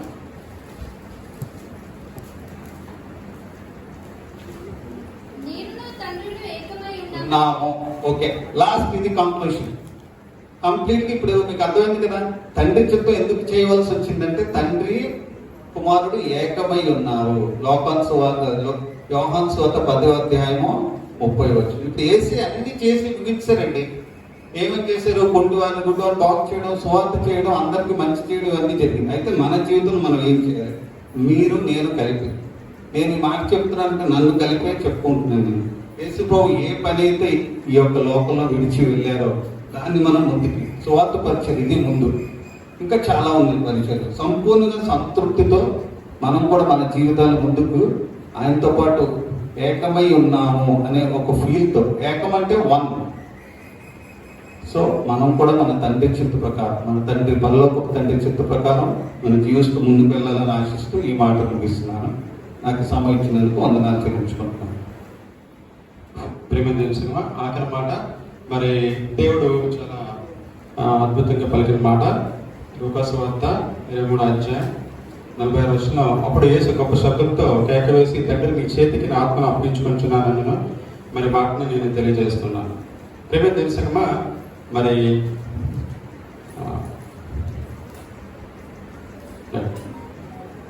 ఈ యొక్క మాట చెప్పాలంటే యాక్చువల్ ప్రతి మాట చాలా ప్రాముఖ్యమైన మాట. ఒక్కొక్కరు చెప్పాలంటే గంట తరబడి చెప్పచ్చు, కానీ మనకి ఇచ్చిన టైం కూడా తక్కువ కాబట్టి తక్కువ చెప్పాలి. మరి చెప్పుకుంటూ వెళ్తుంటే దయచేసి మీరు వినండి. ఎవరు పడుకోవద్దు. హల్లెలూయా. రైట్, హల్లెలూయా చెప్పారంటే ఎవరు పడుకోదని అర్థం. ప్రేమ తెలుసమ్మా, ఈ యొక్క వాక్యం చూసినట్లయితే అప్పుడు వేసి గొప్ప శబ్దంతో కేక వేసి, తండ్రి నీ చేతికి నా ఆత్మను. ఆత్మ మనందరూ తెలుసు కదా, ఆ గోడ మీద ఉంది దేవుడు ఆత్మ కనుక ఆయన ఆరాధించు, ఆత్మతో సత్యం ఉంది మరి ఆరాధించుకోవాలని చెప్పవలసింది కనుక, మరి ఆత్మ గురించి మనం తెలుసుకోవాలంటే ముందుగా మనం ఏంటంటే, మరి మరణం ఏం జరిగితే మరణం అంటారు? మనం ప్రశ్నలు వేసుకున్నాం. ఏం జరిగితే మరణం అంటే, మరి దేవుడు మానవుని సృష్టించాడు కదా, మరి సృష్టించినప్పుడు ఆయన ఎలా చేశాడు? నేల మట్టితో మరి శరీరాన్ని నిర్మించాడు కదా. మనందరూ కూడా మనం నేల మట్టితోనే మనం నిర్మించబడిన వాళ్ళమే కదా. శరీరాన్ని నిర్మించి దానిలోకి ఏం చేశాక జీవవాయుని ఊదాడు. అప్పుడు ఏమైనా నరుడు జీవాత్మ ఆయన మనం ఆదికాండంలో చదువుకుంటున్నాం కదా. అంటే జీవాత్మ దాన్ని మనం సంధి చేసి విడగొట్టినప్పుడు సపరేట్ చేస్తే ఏమవుతుందంటే జీవము ప్లస్ ఆత్మ అని అర్థం. జీవాత్మ అంటే ఏంటంటే జీవము ప్లస్ ఆత్మ. అంటే మన దేవుడు మనల్ని సృష్టించాడు అంటే మానవుడుగా, మానవుడు అంటే మనందరం ఏంటంటే శరీరం, చెప్పండి, శరీరం, జీవం మరియు ఆత్మల కలయిక. సో 3 ఉన్నాయి, శరీరం, జీవం మరియు ఆత్మ కలయిక అనమాట. చదవమ్మా, కీర్తన గ్రంథం 90వ అధ్యాయం 10వ వచనం చదవండి. మా ఆయుష్కాలం 70 సంవత్సరాలు తెలుసు కదా మనందరికీ. మన ఆయుష్కాలం 70 సంవత్సరాలు, అధిక బలం చేత 80 సంవత్సరాలు వాటి వైభవము ఆయాసము దుఃఖమే. అక్కడ చదువుతానండి. ఆ వచనంలో చూస్తే అది త్వరగా గతించును. తర్వాత చదవండి. మేము నోట్ చేసుకోండి. 90:10 అది త్వరగా. అది అంటే అక్కడ అర్థం ఏంటంటే అక్కడ అది అనేది ఏకవచనంగా చెప్పబడింది. ఏకవచనం అంటే అక్కడ అది అంటే శరీరం అనమాట. అదేవిధంగా మేము త్వరగా గతించుకోదు అంటే ఏంటంటే ఇక్కడ ప్రాణం ఆత్మ. ఏంటమ్మా మేము అంటే ఇద్దరు ఉన్నారు అక్కడ. సో బహువచనం 2, ఏకవచనం అది అంటే ఏంటంటే శరీరం. అది గతించుకోను అంటే ఏంటంటే శరీరం మనం చనిపోయిన తర్వాత, మనిషి చనిపోయిన తర్వాత ఏం జరుగుతుందమ్మా? ఎవరైనా సరే కదా, మన శరీరం మన భాష చనిపోయిన తర్వాత శరీరం భూస్థాపితం చేస్తుంది. ఇక్కడ మనం కూడా ఒకరోజు అందరూ కూడా చనిపోవాల్సిన దినం వస్తుంది, గడియ వస్తుంది. శరీరం భూస్థాపితం చేయబడిన తర్వాత ఏమవుతుందమ్మా? శరీరం ఎట్లా కలిసిపోతుంది, గతించిపోతుంది. తర్వాత మేము ఎగిరిపోదుము అన్నారు కదా. అక్కడ మేము అంటే అక్కడ అర్థం ఏంటంటే ప్రాణం ఆత్మ. ప్రాణం ఆత్మలు ఏంటంటే దేని దగ్గరికి చేరిపోతుంది అనమాట. శరీరం ఒక్కటే ఈ యొక్క భూమిలో గతించిపోతుంది, కానీ మేము అంటే అక్కడ ఏంటంటే ప్రాణం అలాగే ఆత్మ రెండు కూడా ఏమవుతుందంటే మన దేవుని సన్నిధికి, ప్రాణం ఆత్మ రెండు కూడా మన దేవుని సన్నిధి చేరిపోతాయి. ప్రియమైన తెలుసమ్మా, ఇక్కడ చూస్తే ఇక్కడ లూకాసు 23:44 చూసుకుంటే అప్పుడు రమారమి చూడనమ్మా. అప్పుడు రమారమి మధ్యాహ్నం ఆయన అది మొదలుకొని 3 గంటల వరకు చేస్తానండి. ఇప్పుడు మనకి చీకటిగా ఉందా, వెలుగుగా ఉందా? చాలా ఎండగా వచ్చాం, మనం చాలా ఎండలో వచ్చాం. చాలా ఎండగా ఉంది అని ఎలా ఉంటామో, నేను వినగలమా లేదా అని మనం అనుకుంటాం కదా. అప్పుడు కూడా ఎందుకంటే చాలా ఘోరమైన ఎండలు అప్పుడు ఉండేవి అనమాట. అక్కడ చూడండి, అప్పుడు రమారమి మధ్యాహ్నం ఆయన అది మొదలుకొని 3 గంటల వరకు దేశం అంతటి మీద చీకటి కమ్మింది. మధ్యాహ్నం నుంచి 3 గంటల వరకు ఏంటంటే చీకటి కమ్మేశాడు. సూర్యుడు అంటే స్విచ్ ఆఫ్ చేసుకున్నాడు. ఏంటంటే సూర్యుడు ఇప్పుడు కానీ సూర్యుడు కానీ స్విచ్ ఆఫ్ చేస్తే మనం అంతా చీకటిగా ఉండాలి. కానీ అంటే సృష్టి కూడా అక్కడ లోబడింది అనమాట. ఎవరికి? సృష్టికర్తకి లోబడిన మనం చూస్తాం. సూర్యుడు అదృశ్యుడు ఆయన గర్భాలకు తెర నడిమికి చెరిగింది. హల్లెలూయా. చూడండి అక్కడ వినాలి జాగ్రత్త. గర్భాలకు తెర ఈ టాపిక్ మనం చెప్పాలంటే నేను చెప్పాలంటే 1 గంట పైన చెప్పగలను, కానీ మన టైం లేదు. ఎందుకంటే ఇట్స్ వెరీ హ్యూజ్ టాపిక్ అనమాట ఈ గర్భాలకు తెర. అక్కడ గర్భాలకు తెర చెరడం అంటే అర్థం ఏంటంటే పరిశుద్ధ స్థలంలో నుండి అతి పరిశుద్ధమైన స్థలం మార్గం అనేది ఏర్పడింది అనమాట. ఇంకో విధంగా చెప్పాలంటే పరిశుద్ధ స్థలంలో నుండి అతి పరిశుద్ధ స్థలమైన పరలోకానికి ఈ యొక్క తెర అడ్డుగా ఉంది. ఎప్పుడైతే యేసుప్రభు గారు ఆయన మరణించడం జరిగిందో అది తెర ఏం జరిగిందంటే అడ్డకి అంటే నడిమికి అడ్డంగా సెంటర్కి చిరిగిపోవడం మనం చూస్తున్నాం కదా. ఇక్కడ చూస్తే మరి ఆ తెర అంటే చాలా బలమైందంట. అంటే చాలా బలంగా కట్టారు, చాలా శక్తివంతంగా ఉండేది.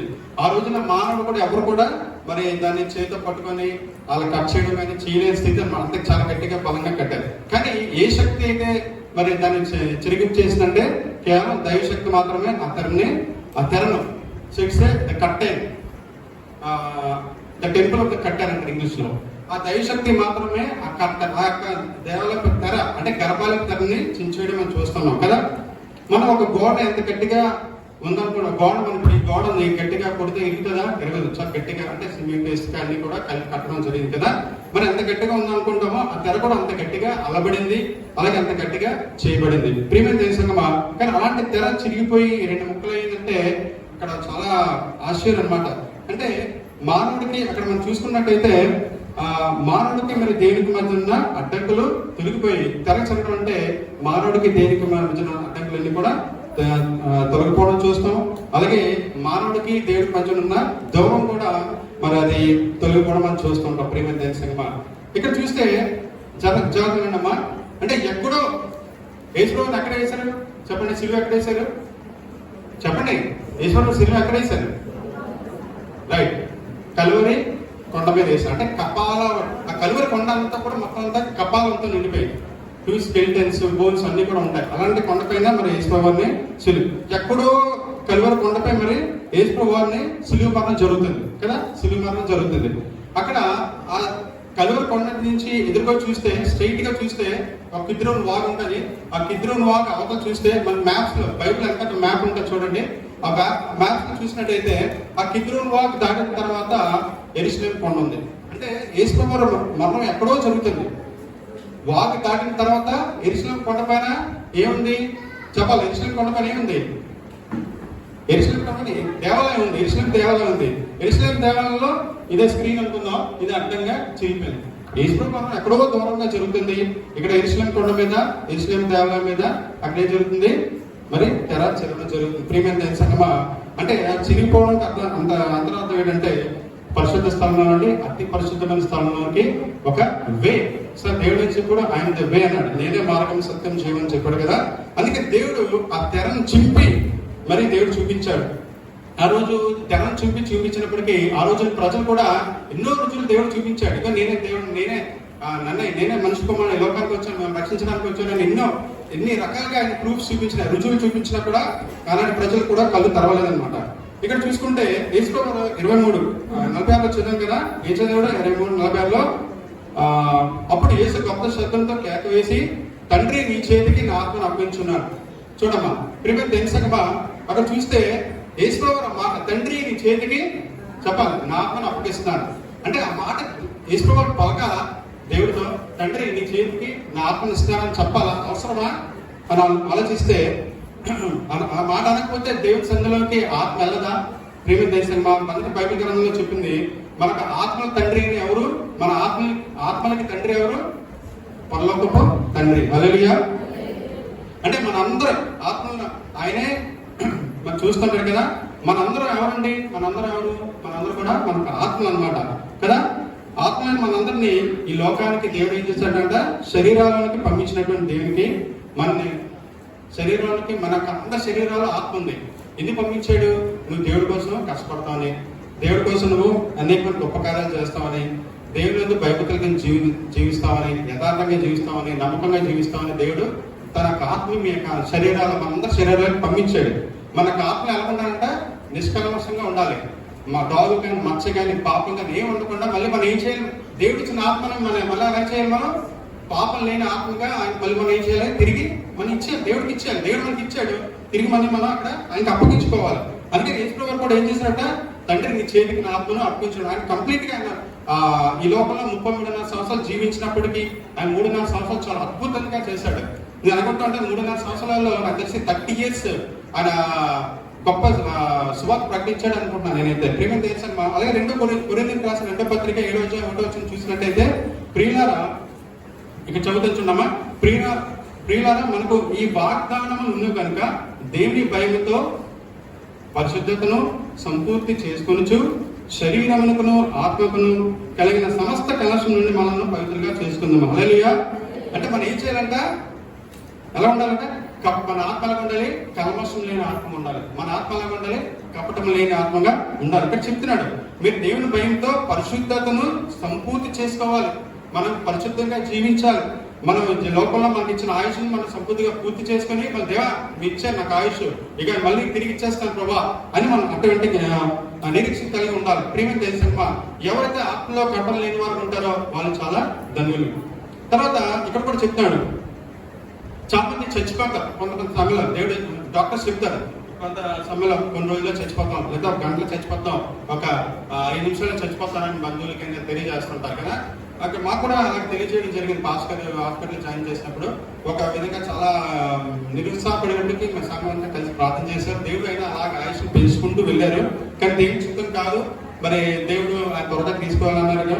మరి ఇంకా పాస్టర్ కష్టాలు నష్టాలు ఏం అవసరం లేదు, చాలా హ్యాపీగా అక్కడ ఉంటారని మేము అందరూ కూడా సంతోషిస్తాం.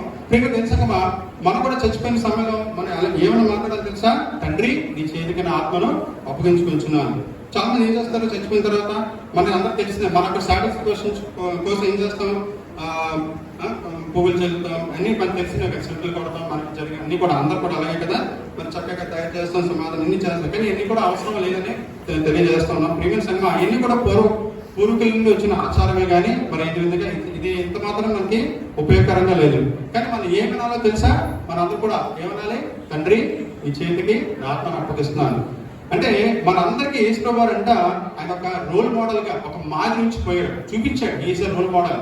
బాబు ఇలా ఉండాలి, నువ్వు జీవించినప్పుడు ఇలా ఉండాలి, ఇలా ఉండాలి, తగ్గించుకోవాలి. బైబిల్లో చాలా ఉన్నాయి, చెప్పాలని టైం లేదు. సో తక్కువ టైంలో నేను ఫాస్ట్ గా చెప్పాల్సి వస్తుంది. ప్రీమియం తెలుసా, మరి మనందరికీ ఎవరు కాపరి? ఎవరు మనందరి కాపరి? ఆయన యేసుక్రీస్తు. ఆయన పరమ తండ్రి. ఆయన ఒక రోల్ మోడల్ గా చూడడం చూసాం కదా. అదే విధంగా ఆయన కూడా ప్రభు వారు అన్నారట, మరణ సమయంలో మీరు ఇలా ఉండాలని చెప్పారట. యేసు ప్రభు కూడా అంటే మనందరం చనిపోతాం, ఆయన మరణ సమయంలో ఎలా ఉన్నారో మీరు ఎలా ఉండాలని చెప్తాను. మనం కూడా ఒక రోజు మరణిస్తాం, ఈ లోకాన్ని విడిచిపెట్టే రోజు కూడా మన సమయం దగ్గర పడింది అందరికి కూడా, చాలా మందికి కదా. నేనైతే ఈ లోకంలో నుంచి వెళ్ళిపోతున్నాను, మీరు కూడా ఈ లోకాన్ని, మనం కూడా మన లోకాన్ని ఏం చేయాలి, ఖాళీ చేయాలి. మనం కూడా ఈ లోకంలో ఉండడానికి మనకు అధికారం లేదు కదా.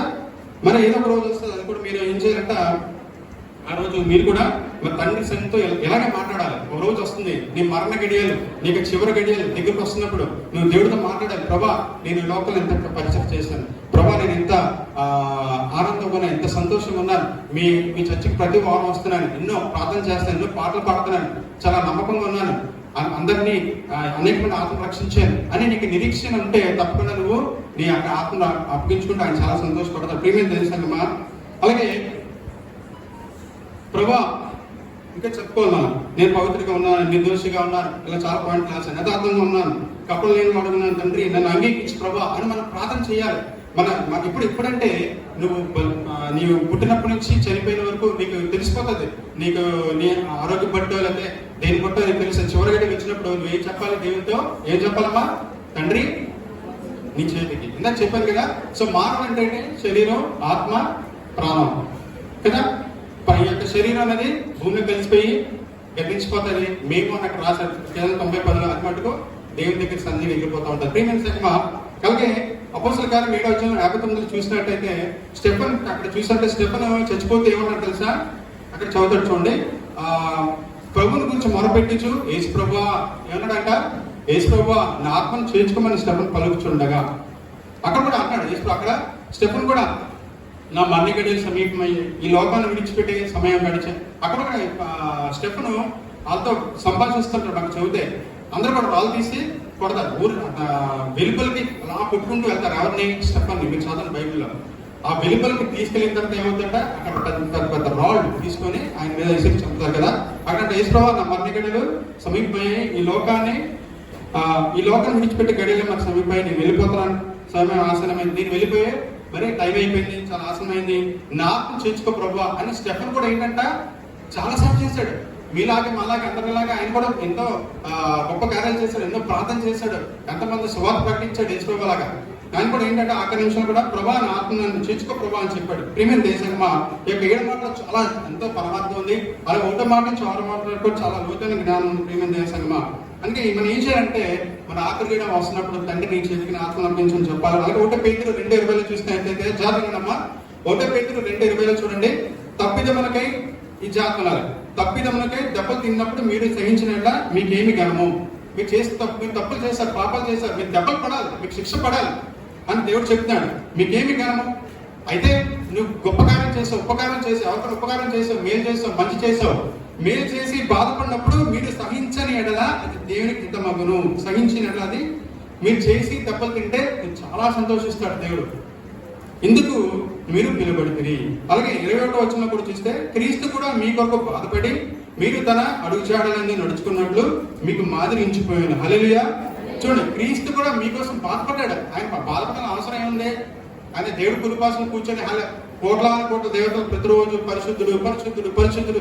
అసలు మనకు కనీసం ఇలా 10 నిమిషాలు 5 నిమిషాలు అంటే పరిశుద్ధుడు పరిశుద్ధుడు ఒక 10 సార్లు కలిగితే మనకి దాహం వేసేస్తుంది, దాన్ని నీళ్ళు తాగేస్తాం. కానీ ఆ పరలోకంలో కొన్ని కోట్ల దేవదూతలు పరిశుద్ధుడు పరిశుద్ధుడు పరిశుద్ధుడు అని అలా యుగయుగములు ప్రచురిస్తూ ఉంటాయి అన్నమాట. ప్రియమైన దేశంగా అక్కడ క్రీస్తు కూడా మీకు బాధపడి మీరు తన అడుగు చేయాలని. we have to follow the Jesus Christ, we have to follow the steps of the Jesus Christ.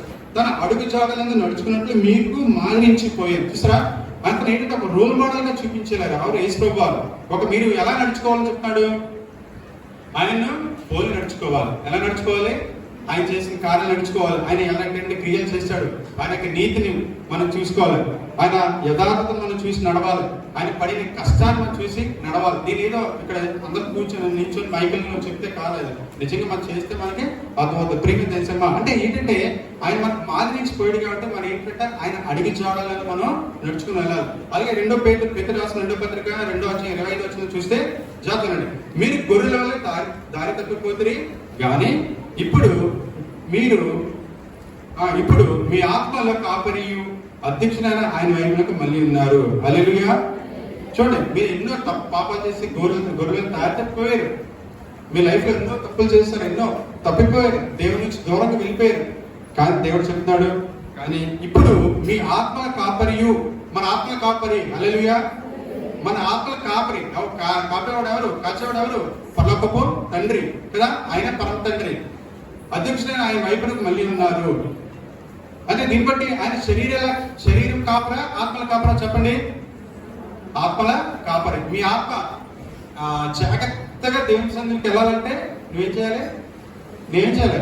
నీకు నీతిని, నీకు యథార్థతను, నీకు క్రియల్ని ఎలాగైతే యేసుప్రభువు ఈ లోకంలో చూపించారో నువ్వు చూపించినట్లయితే దేవుడు జాగ్రత్తగా నీ ఆత్మ ఎక్కడికి తీసుకెళ్తాడు? ఆయన పరలోకమైన సన్నిధికి ఆయన తీసుకెళ్తాడు. ప్రేమ సంగమా, నీ ఆత్మ కాపురా ఆయనే. నీ ఆత్మ నశించిపోదు, నీ ఆత్మను మరి దారి తప్పుకోకూడదు. నీ ఆత్మ జాగ్రత్తమా, నీ ఆత్మ దారి తప్పుకోకూడదు. నీ ఆత్మ నిత్యాజ్ఞ ఏంటంటే అక్కడికి వెళ్ళకూడదు. నీ ఆత్మ వచ్చిన చోటుకి మళ్ళీ వెళ్ళగాలి, తిరిగి వెళ్ళాలి కదా. నీ ఆత్మ మన గమ్యస్థానం ఏంటమ్మా? చెప్పాలి. మన గమ్యస్థానం పరలోకం. మన గమ్యస్థానం ఏంటి?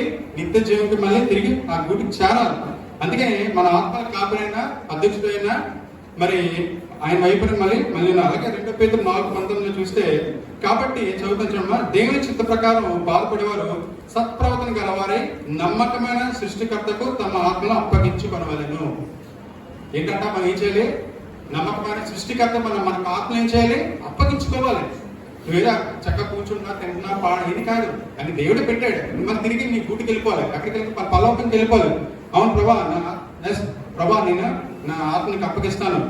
ప్రభువారు కూడా అదే చేశారు కదా, 33 సంవత్సరాలు మరి అదే చేశారు. తండ్రి నా ఆత్మ అప్పగిస్తున్నానని నీ చేతికి చెప్పాడు. ప్రేమ దేశమ్మ, ఇన్నాళ్ళు మరి భూమి మీద ఇదే ఆత్మ ఇన్ని సంవత్సరాలు, కొంతమంది 20 సంవత్సరాలు ఉండొచ్చు, కొంతమంది 10 సంవత్సరాలు ఉండొచ్చు, కొంతమంది 50 సంవత్సరాలు ఉండొచ్చు, కొంతమంది 70 సంవత్సరాలు ఉండొచ్చు, కొంతమంది 80 సంవత్సరాలు ఉండొచ్చు. ఇన్నాళ్ళు మరి భూమి మీద ఇదే ఆత్మ నీ యొక్క శరీరంలో నడిచింది కదా. మరి ఇదే ఆత్మ నీ యొక్క శరీరాన్ని వాడుకుంది. ఇదే ఆత్మ నీ శరీరంలో ఎన్నో క్రియలు చేసింది. మరి ఇదే ఆత్మ ఎన్నో కార్యాలు మరి దేవుని కొరకు చేసింది. మరి ఆ ఆత్మ కప్పలు లేనిగా అదే యథార్థమైనదిగా ఉంది. కాబట్టి మనం ఆయన కుమారులనే అనిపించుకోవడానికి మరి మన ఆత్మను అప్పగించుకోవాలి.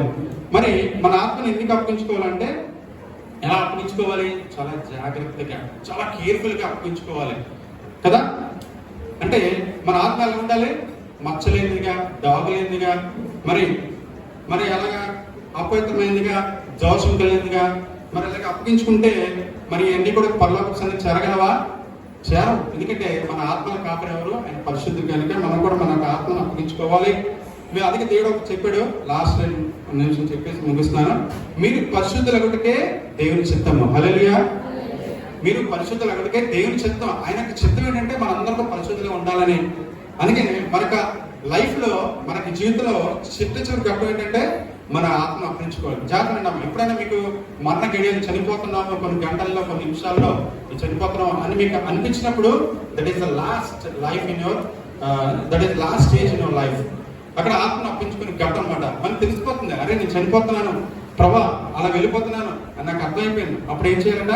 తండ్రి, ఇన్నాళ్ళు నా జీవితంలో ఎంతో ఆనందంగా ఉన్నాను, నీ ఎంతో భయభక్తులు ప్రార్థన చేసుకోండి. నేను చనిపోతున్నప్పుడు నేను చేయాలి ప్రార్థన, ప్రభా ఇన్ని సంవత్సరాలు నేను ఎంతో ఎంజాయ్ చేశాను, లోపల కాదు నీలో ఎంతగానో నేను ఆనందించాను, నీ ఎంతో భయభక్తులు కలిగిన జీవితం జీవించాను, మరి నాకు భక్తి చాలా యథార్థం ఉంది, అదేవిధంగా నమ్మకంగా చేశాను, మరి నీ సన్నిధికి ప్రతి వారం, నీ ఆలయానికి ప్రతి వారం వచ్చి కానుక చెల్లిస్తాను, యథార్థంగా ఉన్నాను. అటువంటి ప్రభా నా జీవితంలో ఉన్నాను కాబట్టి, అలా ఉన్నాను కాబట్టి నన్ను ఏం చేయాలంటే నాకు ఆత్మని తీసుకో ప్రభా, నేను చనిపోతున్నాను కొన్ని నిమిషాల్లో, అలాగే తీసుకోవాలో మరి చనిపోయారో తన తండ్రికి ఆత్మకి అప్పగించారో ఆ విధంగా కూడా మనం అప్పగించాలి. మరి మన యొక్క రోషం కలిగి జీవించాలి. మన జీవితంలో అలాగే తీసుకోవడం జీవించారో అటువంటి జీవితం జీవించి మనకు జీవితాన్ని కూడా కంప్లీట్ చేయాలి. ప్రియమైన దేశంగా ఒక వాక్యం చెప్పి ముగిస్తాను. మన శరీరం దేవుని కోసం పరిశుద్ధంగా కాపాడుకోలేనప్పుడు జాతను మన శరీరాలను పరిశుద్ధంగా దేవుని కొరకు కాపాడుకోలేకపోతే మనం ఎంత మాత్రమో మన మరణం తర్వాత మన ఆత్మను మన దేవునికి అప్పగించుకోలేము. అంతే కదా. మన శరీరాన్ని కాపాడుకోలేకపోతే మరి పవిత్రంగా యథార్థంగా కనుక్కోకపోతే మన ఆత్మను మన దేవుని సన్నిధికి వెళ్తాయా? ఎలాగో. అట్టి కృప మన దేవుడు దీవించి ఇవ్వాలని మీ అందరికీ ఈ యొక్క మాట చూస్తున్నాను. హల్లెలూయా. దేవుని వాక్యం కాదు, లాస్ట్ ఆఖరి ఘట్టం. ఓకే, మొట్టమొదటిగా ఏంటంటే మీ అందరికీ వందనాలు తెలియజేస్తున్నాం. సంఘం తరఫున మీ అందరికీ వందనాలు తెలియజేస్తున్నాం. మన మధ్యలో ఉన్న రూపస్ గారు అంటే ఇప్పుడు ఈ 20 రోజులు జాగ్రత్తగా ఒక సాక్ష్యం తెలియజేస్తున్నాను.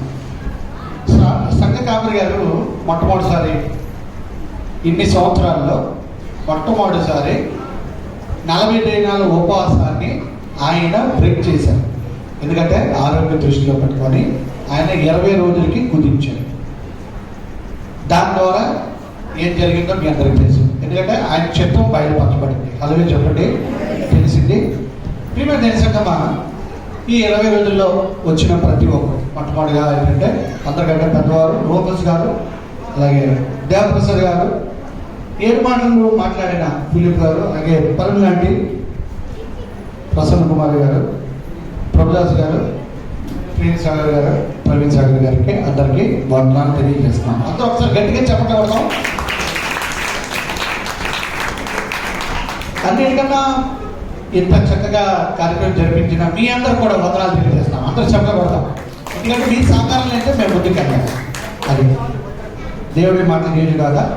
మన మొదటి వారం వచ్చిన మన రెవరెంట్ డాక్టర్ ఎం నారాయణ గారికి, వారికి, వారి కుటుంబానికి కూడా వందనాలు తెలియజేస్తున్నాము.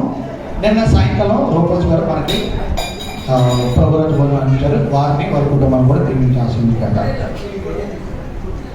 ఇంకెవరైనా మీరు ఎవరైనా మాట్లాడాలనుకుంటే మీరు మాట్లాడితే వాక్యం ముందుకు వెళ్దాం. వాళ్ళు ఎవరైనా కూడా బయటకు వెళ్ళాల్సి వస్తుంది. దయచేసి వినండి, క్రమశిక్షణగా పాటించాలి. అక్కడ ఎవరో ఉన్నారు మా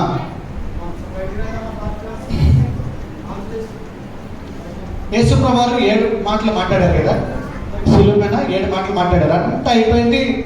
ఇది ఫస్ట్ మాట చెప్పారు క్షమించండి, ఆఖరి మాట ఏంటంటే సమత్వం ఏంటని చెప్పారు. ఈ మధ్యలో చాలా సంఘటనలు జరిగాయి. మీరు చాలా చక్కగా వివరించారు. దాన్ని బట్టి వందనాలు తెలియజేస్తున్నాము. ఆఖరిగా యేసుప్రభు వారికి చాలా విచిత్రంగా కొన్ని సంఘటనలు జరిగాయి. మీరు వాక్యం వినాలి. మీరు అనుకుంటారు మాకు అంత వాక్యం తెలుసండి, కానీ తెలియదు. చాలా మందికి ఇక్కడ కూర్చుని తెలియదు. అది చాలా క్లియర్గా చెప్తాను, జాగ్రత్తగా వినండి. దేవుని యేసుప్రభు వారు మొట్టమొదటి మాట నుంచి ఆఖరి మాట వరకు 7 మాటలు మాట్లాడిన తర్వాత ఆత్మని ఎవరికి అప్పచెప్పారంటే తండ్రికి అప్పచెప్పారు. అప్పచెప్పిన తర్వాత యేసుప్రభు సిలువ అంటే ఏంటో చెప్పారా? సిలువకి ఒకటి ఉంది. ఒకటి ఏంటంటే మ్రాను ఉంది. చూడండి ఆయన ఎలా ఉంది కదా సిలువ, దాన్ని మ్రాను అంటారు. అంటే చెక్కతో చేయబడింది. ఒక్కసారి సిలువ మీద ఎవరైనా కానీ వెళ్తే వాళ్ళకి ఒక పేరు ఉంది. ఆ పేరు ఏంటి చెప్పగలరా? శాపగ్రస్తుడు. ఏంటంటే మీరు అనుకుంటా మాకు అన్ని తెలిసి సిలువ ఏంటి, నువ్వు 15 సంవత్సరాల నుంచి 20 సంవత్సరాలు 30 సంవత్సరాల నుంచి 5 సంవత్సరాలు వచ్చి నేర్చుకుని వాక్యం ఇదే వినాలి. చాలా విలువైన మాటలు మీకు తెలియజేస్తున్నాను.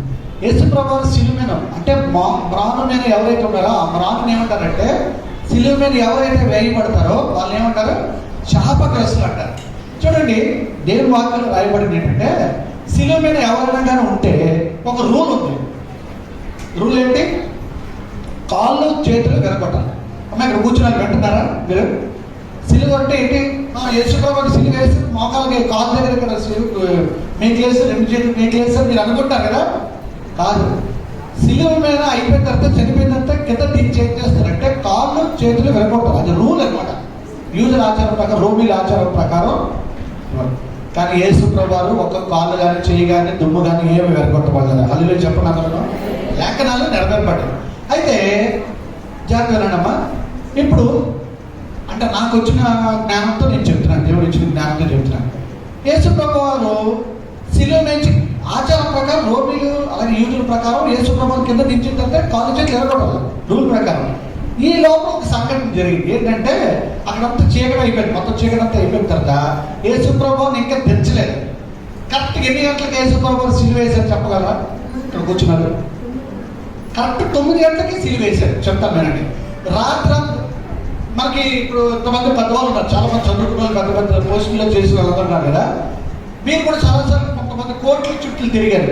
గుర్తుందా? ఎవరైనా కోట్ల ఆస్తుల గురించి కానీ లేకపోతే దాని గురించి కానీ ఏదైనా సమస్య గురించి కూడా మీకు చుట్టాలు కానీ ఎవరు మీకు తెలుసుకోవాలి కానీ ఏంటి అందరూ కోట్ల చుట్టూ తిరుగుతూ ఉంటారు. ఎన్ని సంవత్సరాలైనా కేసులు తేలవు. కోట్లు ఎప్పుడైనా ఉంటాయి. ఏ టైంలో ఉంటాయి చెప్పండి? ఉదయమే ఉంటాయి. 10 నుంచి సాయంత్రం 6, 7 వరకు ఉంటాయి.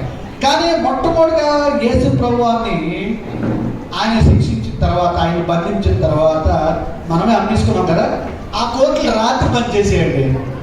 ఏంటి లేఖనాలు ఉన్నాయి.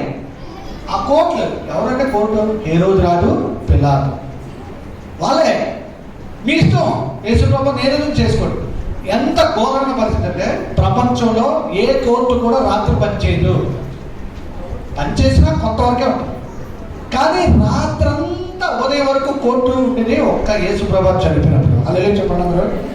ఆ చనిపోయిన తర్వాత ఈ సంఘటన జరిగిన తర్వాత, అన్నీ జరిగిన తర్వాత అక్కడ చూడండి ఎంత విచారమైన సంగతి. ఇవన్నీ దేవుని మాటలు ఉన్నాయి కాబట్టి, చదివాను కాబట్టి మీకు చెప్పగలుగుతున్నాను. సమయం అవుతుంది కాబట్టి మీకు ఫాస్ట్గా చెప్తున్నాను. యేసుప్రభు వారు 12 మంది శిష్యులు ఉన్నారు కదా, 12 మంది ఒకరు చచ్చిపోయాడు కదా, దాంట్లోనే స్టార్టింగ్లోనే చనిపోయాడు. ఈ 11 మంది అక్కడ యేసుప్రభు సిలువ వేసినప్పుడు ఉన్నారా లేదా? ఉన్నారు, దూరం చూస్తున్నారు. ఎప్పుడైతే యేసుప్రభు వారు ఆత్మ ఇలాగ చనిపోయిన ప్రభా అని ఆ సమాప్తమైందని తండ్రికి అప్పచెప్పాడు, పరారు అంటే అందరూ పరారు. ఒకే ఒక వ్యక్తి ఉన్నాడు, అది కూడా యోహాను రహస్యంగా చూస్తున్నాడు. అందరు శిష్యులందరూ పారిపోయారు, స్త్రీలు చాలా మంది కూడా పారిపోయారు. అక్కడ చాలా మంది యేసుప్రభు యేసుప్రభు, మనం కూడా క్రైస్తులు అంటాం, ఆదివారం అంటాం, గుడికి వస్తాం, పేరుకే ఇవన్నీ వస్తాం.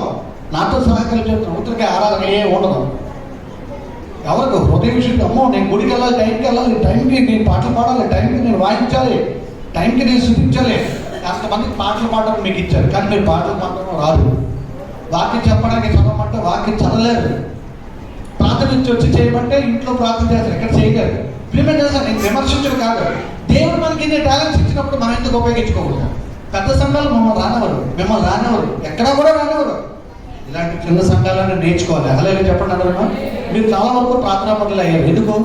సంఘ కాపురం ఒక క్రమశిక్షణ నేర్పించారు. ప్రిపేర్ దేశంగమ్మా ఇక్కడ చూడండి, యేసుప్రభు వారిని కింద దించేటప్పటికి అక్కడ దించాలని అనుకున్నప్పుడు ఒక సంఘటన జరిగింది. ఆ సంఘటన సినిమా ఎప్పుడు వేశారంటే రాత్రంతా కోట్లు అయిపోయింది కదా. చరిత్రకాలు చెప్పారు. ఉదయం 6 జాగ్రత్తగా నోట్ చేసుకోవాలి. ఉదయం 6 నుంచి 9 వరకు, 8:59 వరకు, 8:59 ఇన్ ద మార్నింగ్ వరకు యేసుప్రభుని ఏం చేశారు? యెరూషలేము వీధుల్లో సిలువ మోయించారు. కరెక్ట్గా నేను వాక్యం ప్రకారం చెప్తున్నాను, మీరు ఎన్నికల చూసుకోండి. కరెక్ట్గా 9 గంటలకి భూమిలోని పాతాడు యేసుప్రభు సిలువ. కరెక్ట్గా 9 గంటలకి సిలువ వేయబడింది, వాక్యంలో రాయబడింది.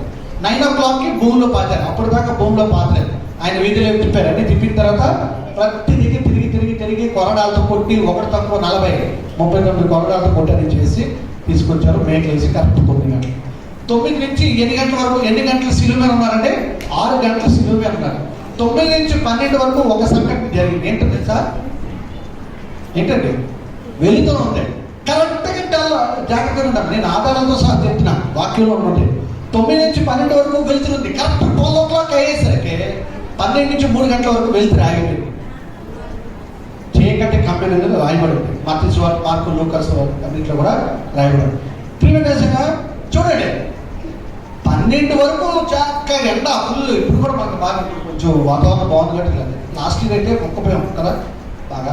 ప్రియమైన 12 వరకు వెళ్తుంటే 12 నుంచి 3 గంటల వరకు వెళ్తురు కూడా సృష్టిలో ఉన్న వెళ్తురు చాలా ఉన్నాయి. అవన్నీ చీకటి అయిపోయిన తర్వాత కరెక్ట్గా 3 గంటలకు యేసుప్రభు చనిపోయారు. కరెక్ట్గా 3 నుంచి సాయంకాలం చూడండి, ఎవరైనా చనిపోయారు అనుకోండి, మనకు చూడండి బరేల గ్రౌండ్లో రాయబడి ఉంటుంది. ఎవరైనా పాత పెట్టాలంటే 5 వరకే టైం అది. రాత్రులు ఎవరు బాధ పెట్టారు, మనసు రోజు బాధపడతారు, కానీ అది రూల్, ఆచారం అన్నమాట. రూల్ పాటించాలి అది కదా. 5 వరకే. ఈ 3 నుంచి యేసుప్రభు సినిమా చనిపోయారు. చనిపోయిన తర్వాత సినిమా ఏం చేశారు? అక్కడ అందరూ స్త్రీలు, కొంతమంది మగ్దలేని మరియా, కొంతమంది యేసుప్రభుని బాగా ప్రేమించిన స్త్రీలు మాత్రమే అక్కడ ఉన్నారు. మిగతా స్త్రీలు అందరూ దేవుని చూడకుండా పారిపోయారు. ఎందుకు? రోమా సామ్రాజ్యం అక్కడ ఉంది. ఒక శతాధిపతి అంటే దానికి అర్థం ఏంటి? 100 మంది ఉన్నారు. 100 మందికి అధిపతి ఉన్నాడు అప్పుడు. ఆయన అక్కడే ఉన్నాడు. ఆయనే మొత్తం అంతా నడిపిస్తున్నాడు. యేసుప్రభు బల్లెలు పొట్టలో కడుపులో ఇలా బలం చూశారు. కానీ చాలా జరిగాయి, మీరు చూశారు. యేసుప్రభు చచ్చిపోయి లేదని తెలుసుకున్నాడు ఇవన్నీ కదా. ఈ శతాధిపతి కూడా అందరూ అక్కడ ఉన్నారు. కానీ యేసుప్రభు దూరం నుంచి స్త్రీలు, దూరం నుంచి పురుషులు యేసుప్రభు ఏమవుతారని ఎదురు చూస్తారు. వాళ్ళు బహిరంగంగా రాలేకపోయారు. పేరు మటుకు క్రిస్టియన్ పేరు మనకు యేసు ప్రభువును నమ్ముతాం, ఆదివారం గుడికి వస్తాం, ఏమీ నమ్మం. దూరం నుంచే ఇక్కడ వాక్యాలు రాయబడింది, అందరూ దూరం నుంచి. అప్పుడు శిష్యులు కూడా మొత్తం పారిపోయారు. తర్వాత చాలా విషయాలు రాయబడి అందరూ పారిపోయారు. ఒకే ఒక శిష్యుడు, యేసు ప్రభువును ప్రేమించిన శిష్యుడు ఆయనే యోహాను మాత్రం ఉన్నారు. తల్లి ఉంది, కొంతమంది మాత్రమే యేసు ప్రభువు దగ్గర ఉన్నారు, వెరీ క్లోజ్. మిగతా అందరూ పారిపోయారు, అందరూ మోసం చేశారు యేసు ప్రభువుని. నేను నా మాటలుగా చెప్పట్లేదు, నేను వాక్యం ప్రకారం పూర్తిగా చదివిన తర్వాత మీకు చెప్తున్నాను. ప్రతి ఒక్కరు మోసగానే. మనం ఎన్నోసార్లు ఆదివారం వస్తున్నాం. నేను ఎన్ని సంవత్సరాలు వస్తున్నాను గుడికి నాకే తెలియదు, మీరు ఎన్ని సంవత్సరాలు గుడికి వస్తున్నారో మీకు తెలియదు. మన టాలెంట్స్ అన్ని వేస్ట్ అయిపోతున్నాయి. ఓన్లీ మనం ఇతరుల మీద కోపడడానికి, మనకి ఈగోయిజమ్స్ ఎక్కువ అవడానికి, ఇవి మాత్రం మనకు ఫాస్ట్గా పనిచేస్తాయి నరాలు. ఇప్పుడు ప్రస్తుతం నేను పనిచేస్తున్న దాంట్లో కూడా ఎక్కువ ఈగోస్ ఎక్కువ ఉంటాయి. ఇక్కడే కాదు, ప్రపంచం అంతా ఇప్పుడు ఏంటంటే 3 పదాలు కూడా ఉంది, ఈ జీవో. మనం కూడా వాక్యం చెప్పండి, ఇదే బాగా పనిచేస్తుంది. ఒకరు చూస్తే ఒకరు వారం సమయం కూడా అదే. యేసు ప్రభువు ఎంతో రోజు యేసు ప్రభు అని అనగా తిరిగారు, కరెక్ట్గా సినిమా వేసేటానికి పారిపోయారు. ఇక్కడ రాయబడి ప్రియమైన అప్పుడు యేసు ప్రభు ఎప్పుడైతే చనిపోయిన తర్వాత ఒక సంఘటన జరిగింది, మంచి సంఘటన. ఏంటంటే మన పాస్ గారు చనిపోయినప్పుడు జాగ్రత్త అండి, అంటే సందర్భం వచ్చింది. పాస్ గారు కరెక్ట్గా చనిపోయినప్పుడు ఫస్ట్ కాల్ ఎవరు చేశారంటే నారాయణరావు గారికి కాల్ చేశాను. ఎందుకంటే మన తల్లి సంఘం కలవరి బ్యాప్చర్చ్ కదా, మరి అక్కడి నుంచే కదా పర్యాలన్నీ చేయాలన్నమాట. అంటే ఈ కాగితాలు నేను సుమాత్ కుమార్ మిత్రులను వెళ్ళామన్నమాట. అంటే వీళ్ళందరూ ఫోన్ ఫాలో చేయడానికి మిత్రులందరూ వీళ్ళందరూ ఉన్నారు. ఫస్ట్ నేను కాల్ చేశాను, నేను ఇంటి దగ్గర ఉన్నాను. అప్పుడే పాస్టర్ గారు, సోమజ్యోతి గారు పాస్టర్ గారు ప్రార్థన చేసి వచ్చారు. వచ్చిన తర్వాత ప్రవీణ్ సార్ గారు అక్కడ ఉన్నారు. అప్పుడు ప్రవీణ్ సార్ గారు డిక్లేర్ చూశారు. చూసిన తర్వాత చనిపోయారని అప్పుడు డిక్లేర్ చేశారు. డిక్లేర్ చేయగానే ఫస్ట్ కాల్ క్షమించండి, కాల్ చేశాక నారాయణరావు గారు చేశాను. నెక్స్ట్ ఎవరు చేశారంటే మా చిన్న ఆయన పేరు తెరపల్లి జయకుమార్, ఆయనకి కాల్ చేశాను. తర్వాత సోమరాజు గారికి కాల్ చేశాను. అలాగా 3-4 నేను కాల్ చేశాను. కాల్ చేసిన తర్వాత ఇప్పుడు జాగ్రత్త చూడండి, ఇది యథార్థం ఇప్పుడు జరిగింది అని చెప్తున్నాను. ఇప్పుడు సమాధులు ఉన్నాయి అక్కడ. సమాధుల్లో ఏ సమాధిలో పాస్ గారు పెట్టాలి? ఇప్పుడు అదే ప్రశ్న. జాగ్రత్త. ఇది పెద్ద సంఘాల్లో మాత్రం జరుగుతుంది. మన చిన్న సంఘాలు అంటే ఇక్కడ 6 రోజులు ఎక్కడ పాతి పెట్టేయచ్చు. కానీ మరి చాలా తల్లి సంఘం కదా, ఇప్పుడు ఎక్కడ పెట్టాలి? ఇది రహస్యం కాదు, ఇది ఉన్నట్టుగా దేవుని సన్నిధిలో చెప్తాను. అయితే స్వార్థం కోసమా నిస్వార్థం కోసమా యథార్థంగా అది దేవుడే తీర్పు తీస్తాడు, మనకు సంబంధం లేదు. మా తాతగారు జాగ్రత్త అంటే ఇది ఎందుకు ఈ సందర్భం చెప్పాల్సి వచ్చిందంటే, ఇప్పుడు ఈ సందర్భం వచ్చింది కానీ చెప్పాలి. మా నాన్నగారికి ఒకే ఒక అన్న, మిగతాలందరూ ఆడవాళ్ళు. తండ్రి చనిపోయాడు. తండ్రి సమాధిలో కొడుకు కూడా పెట్టారు. ఎవరు? మన పాస్టర్ గారు అన్నయ్య గారు విజయ్ కుమార్ గారు పెట్టారు. మరి అదే సమాధిలో ఎవరు పెట్టాలి? మన పాస్టర్ గారు కూడా పెట్టాలి కదా. మరి రూల్ ప్రకారం తండ్రి ఏదుంటే అదే కదా, నెక్స్ట్ అలా వస్తుంటాయి కదా రూల్ అది. కానీ అక్కడ మొత్తం కట్టేశారు, సమాధి అంతా కట్టేశారు. అంటే ఇంకా పెట్టనీయకుండా నిజంగా మా కుటుంబ సభ్యులు అడగండి, కట్టనీయకుండా ముందే కట్టేసుకొని ఇంకెవడ కట్టకుండా. కానీ అక్కడ మాకేమన్నా తెలుసా, ఫస్ట్ సమాధి తోటలో లోపలికి వెళ్ళిన తర్వాత నాకు ఇప్పటికీ అధికారం. వాళ్ళు ఏమన్నారంటే, మీరు పోలీస్ కేసు వేయండి, కోర్టుకి వేయండి, ఆ సమాధిని తొలగించి మళ్ళీ అందులో పాస్ గారు పెట్టచ్చు అన్నారు. కానీ మేమేమో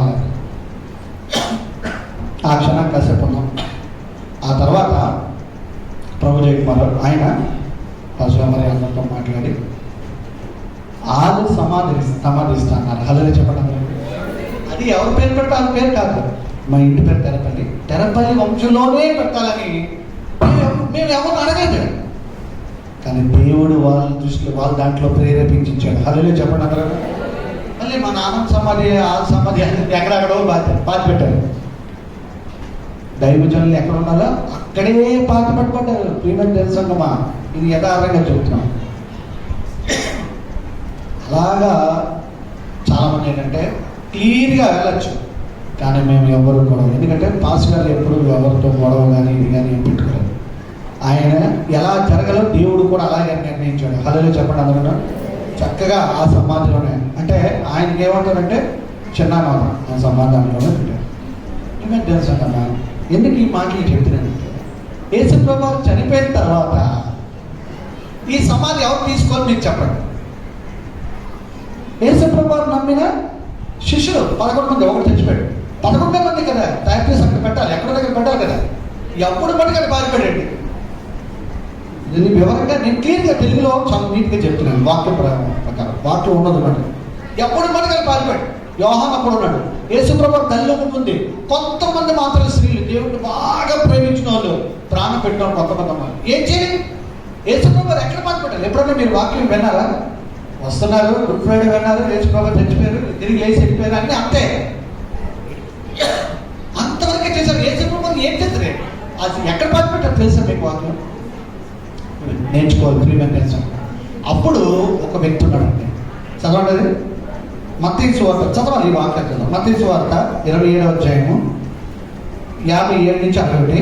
ఇంకొక రెడీగా ఉండదు. మార్కు సువార్త 15వ అధ్యాయం, మత్తయి సువార్త 27వ అధ్యాయము 57 నుంచి 61 చదవమా. యేసు శిష్యుడుగా ఉన్న అరిమతయి యోసేపు. అరిమతయి యోసేపు ఆయన పేరేంటంటే అరిమతయి యోసేపు అంటారు. యోసేపు చాలా మంది యోసేపులు ఉన్నారు, కానీ ఈయన అరిమతయి యోసేపు. ఆయన కొంచెం టైం పడుతుంది, కొంచెం అరగంట, అంటే కొంచెం భూస్థాపన కార్యక్రమం ఎలా జరిగింది మీకు తెలియజేస్తున్నాను. అరిమతయి యోసేపు అని ఒక వ్యక్తి ఉన్నాడు. ఆయన ఎలాంటోడండి ఎవడికి తెలియదు. అక్కడ ఆయన మంచోడా, చెడ్డోడా, నీచుడా, పాపాత్ముడా, చాలా గొప్పోడా, ధనవంతుడా, పేదోడా ఏంటో ఎవరికి తెలియదు. కానీ పరిశుద్ధాత్ముడు ఈ బైబిల్లో రాయించాడు ఆయన పేరు. చదవమా. అని ఒక ధనవంతుడు సాయంకాలం అయినప్పుడు వచ్చి, అరిమతయి యోసేపు అనే ఒక వ్యక్తి ఉన్నాడు. ఆయన ఎవరు అంటే ఆయన ధనవంతుడు. చూడండి చదువు. సాయంకాలం అయినప్పుడు వచ్చి, చాలు. మార్కు సువార్త 15వ అధ్యాయము 43 నుంచి 46 చదవమ్మా. మార్కు సువార్త 15వ అధ్యాయము 43 నుంచి 46. కనుక సాయంకాలం అయినప్పుడు అరిమతయి యోసేపు తెగించి ఏం చేశాడంటే, ఇప్పుడు నేర్చుకోవాలి మనందరం దేవుని వాక్యం ఈరోజు నేర్చుకోవాలి. నేను ఎప్పుడు చెప్పలేదు, భూస్థాపన కార్యక్రమం సంఘ కాపరి గారు లేరు కాబట్టి నేను చెప్పాల్సి వస్తుంది. లేకపోతే ఆయన ఉండి ఆయనే చెప్పారు, ఎప్పుడు ప్రతి సంవత్సరం ఆయనే చెప్తారు. ఈ సంవత్సరం నేను చెప్తున్నాను. ఏం జరిగిందంటే తెగించి అరిమతయి యోసేపు తెగించాడండి. మనం కూడా పేరుకి హెడ్ 4 హెడ్ అని మనకి ఎక్కడ ఏ రకరకాల కులాలు ఉన్నాయి మనకి. ఇక్కడ కూర్చున్న బోర్డు మంది ఉన్నాం. పేరు పడుతూ యేసుప్రభు యేసుప్రభు యేసుప్రభు కానుకలు ఇస్తాను, ఇప్పుడు కొత్త అన్ని చేస్తున్నాం. మనస్ఫూర్తిగా ఎప్పుడు వస్తున్నాం. అరిమతయి యోసేపు తెగించి ఎప్పుడు తెగించాడు? పాస్ గారు చెప్పి చెప్పి చెప్పి చెప్పి చెప్పి చెప్పి మనకి చెప్పాడు. ఇర్మియా ప్రవక్త చెప్పాడు, బాబు మీరు నాశనం అయిపోతారయ్యా. అలాగని మిమ్మల్ని అని నేను చెప్పట్లే. మీరు వాక్యం వినకపోతే మీరు పాతాళంలోకి వెళ్ళిపోతారు, అగ్నిగుండంలోకి వెళ్ళిపోతారు. అప్పుడు వెళ్ళా వాక్యం అందరూ నాశనం అయిపోయారు. కానీ దేవుడు ఏమంటారు, నీ వాక్యం నుంచి చెప్పుకెళ్ళిపో. పాస్ గారు కూడా చాలాసార్లు చెప్పారు, మీకు ఎన్నోసార్లు మీరు చెప్తున్నా సమయానికి రండి. దేవుడు టైంకి ఇప్పుడు అంటే నేను చెప్పినా కాదు, ఇది పట్టుకొని చెప్తున్నా. మీరు టైంకి రండి, అప్పుడు మీరు ఆశీర్వాదం ప్రార్థన చేసి అడగండి, మోకాలండి. టైంకి పన్నులు ముగించుకొని త్వరగా ప్రభావ రావాలి. శిష్యులందరూ మోసం చేశారు, ఎవడు లేడు. సమాధి ఎవరు చేయాలంటే చెప్పండి, ఇప్పుడు చెప్పండి. ఒక్కరు లేడు మగోడు. కానీ ఒకే ఒక వ్యక్తి ఎప్పటి నుంచో రహస్యంగా కనపడుతున్నాడు. ఆయన పేరు ఏంటంటే అరిమతయి యోసేపు. ఎలా చేశాడంటే ఏం మాట్లాడుతుంది అక్కడ? తెగించి. మీకు చెప్తాను, చాలా మంది కూర్చున్నా కదా, ఇంకా లోతైన విషయం మీకు చెప్తాను. తెగించాడు. ఎందుకు తెగించాడు? అరిమతయి యోసేపు అంటే ఎవరు తెలుసా మీకు? అసలు ఇంగ్లీష్లో వర్డ్ ఉంటుంది, సన్ హెడ్రాన్ అని అంటారు. అంటే 70 ఒక జాగ్రత్త సన్ హెడ్రాన్ అంటారు. 70 మంది అధికారులు ఉంటారు. జాగ్రత్తగా రండి, నేను మరీ చెప్తున్నా. 70 మంది అధికారులు ఉంటారు. 70 మంది అధికారులు రోమా సామ్రాజ్యంలో 70 మంది అధికారులు ఉంటారు. అందులో అందరూ ధనవంతులు ఉంటారు, చాలా గొప్పలు ఉంటారు, అందరూ హైయెస్ట్ పోస్ట్లో ఉంటారు. ఈయన కూడా అరిమతయి యోసేపు కూడా అందులో వ్యక్తే. హల్లెలూయా చెప్పండి అందరూ. ఇప్పుడు మీరు చెప్పండి, పెద్ద పెద్ద పోస్టుల్లో ఉన్న వాళ్ళు ఎలా ఆలోచిస్తారు, కింద వాళ్ళు ఎలా ఆలోచిస్తారు? చాలా నీచంగా ఆలోచిస్తారు. ఈ రోమా సామ్రాజ్యంలో 70 మంది నీచంగా చూస్తారు. ఎవరిని? క్రైస్తవుల్ని. కానీ అందులో ఒక వ్యక్తి ఉన్నాడు, ఆయనే ధనవంతుడు, ఆయనే నీతిమంతుడు. ఆయన పేరేంటమ్మా? అరిమితయి యోసేపు. ఎప్పుడు డైరెక్ట్గా వచ్చి యేసు ప్రభు నువ్వు అంటే నాకు ఇష్టం అని చెప్పలేదు. జాగ్రత్తగానండి, ఇది ఒక అద్భుతమైన వాక్యం చెప్తున్నాను. అరిమితయి యోసేపు ఎప్పుడు ప్రభావం అని బహిరంగంగా ఎప్పుడు చెప్పలేదు. ఎందుకంటే రోమా సామ్రాజ్యం వాళ్ళందరినీ వెలివేస్తారని. కానీ ఎంతకాలం యేసు ప్రభు చనిపోయినంత వరకు ఆయన బహిరంగంగా రాలేదు యేసు ప్రభు అంటే ఇష్టం.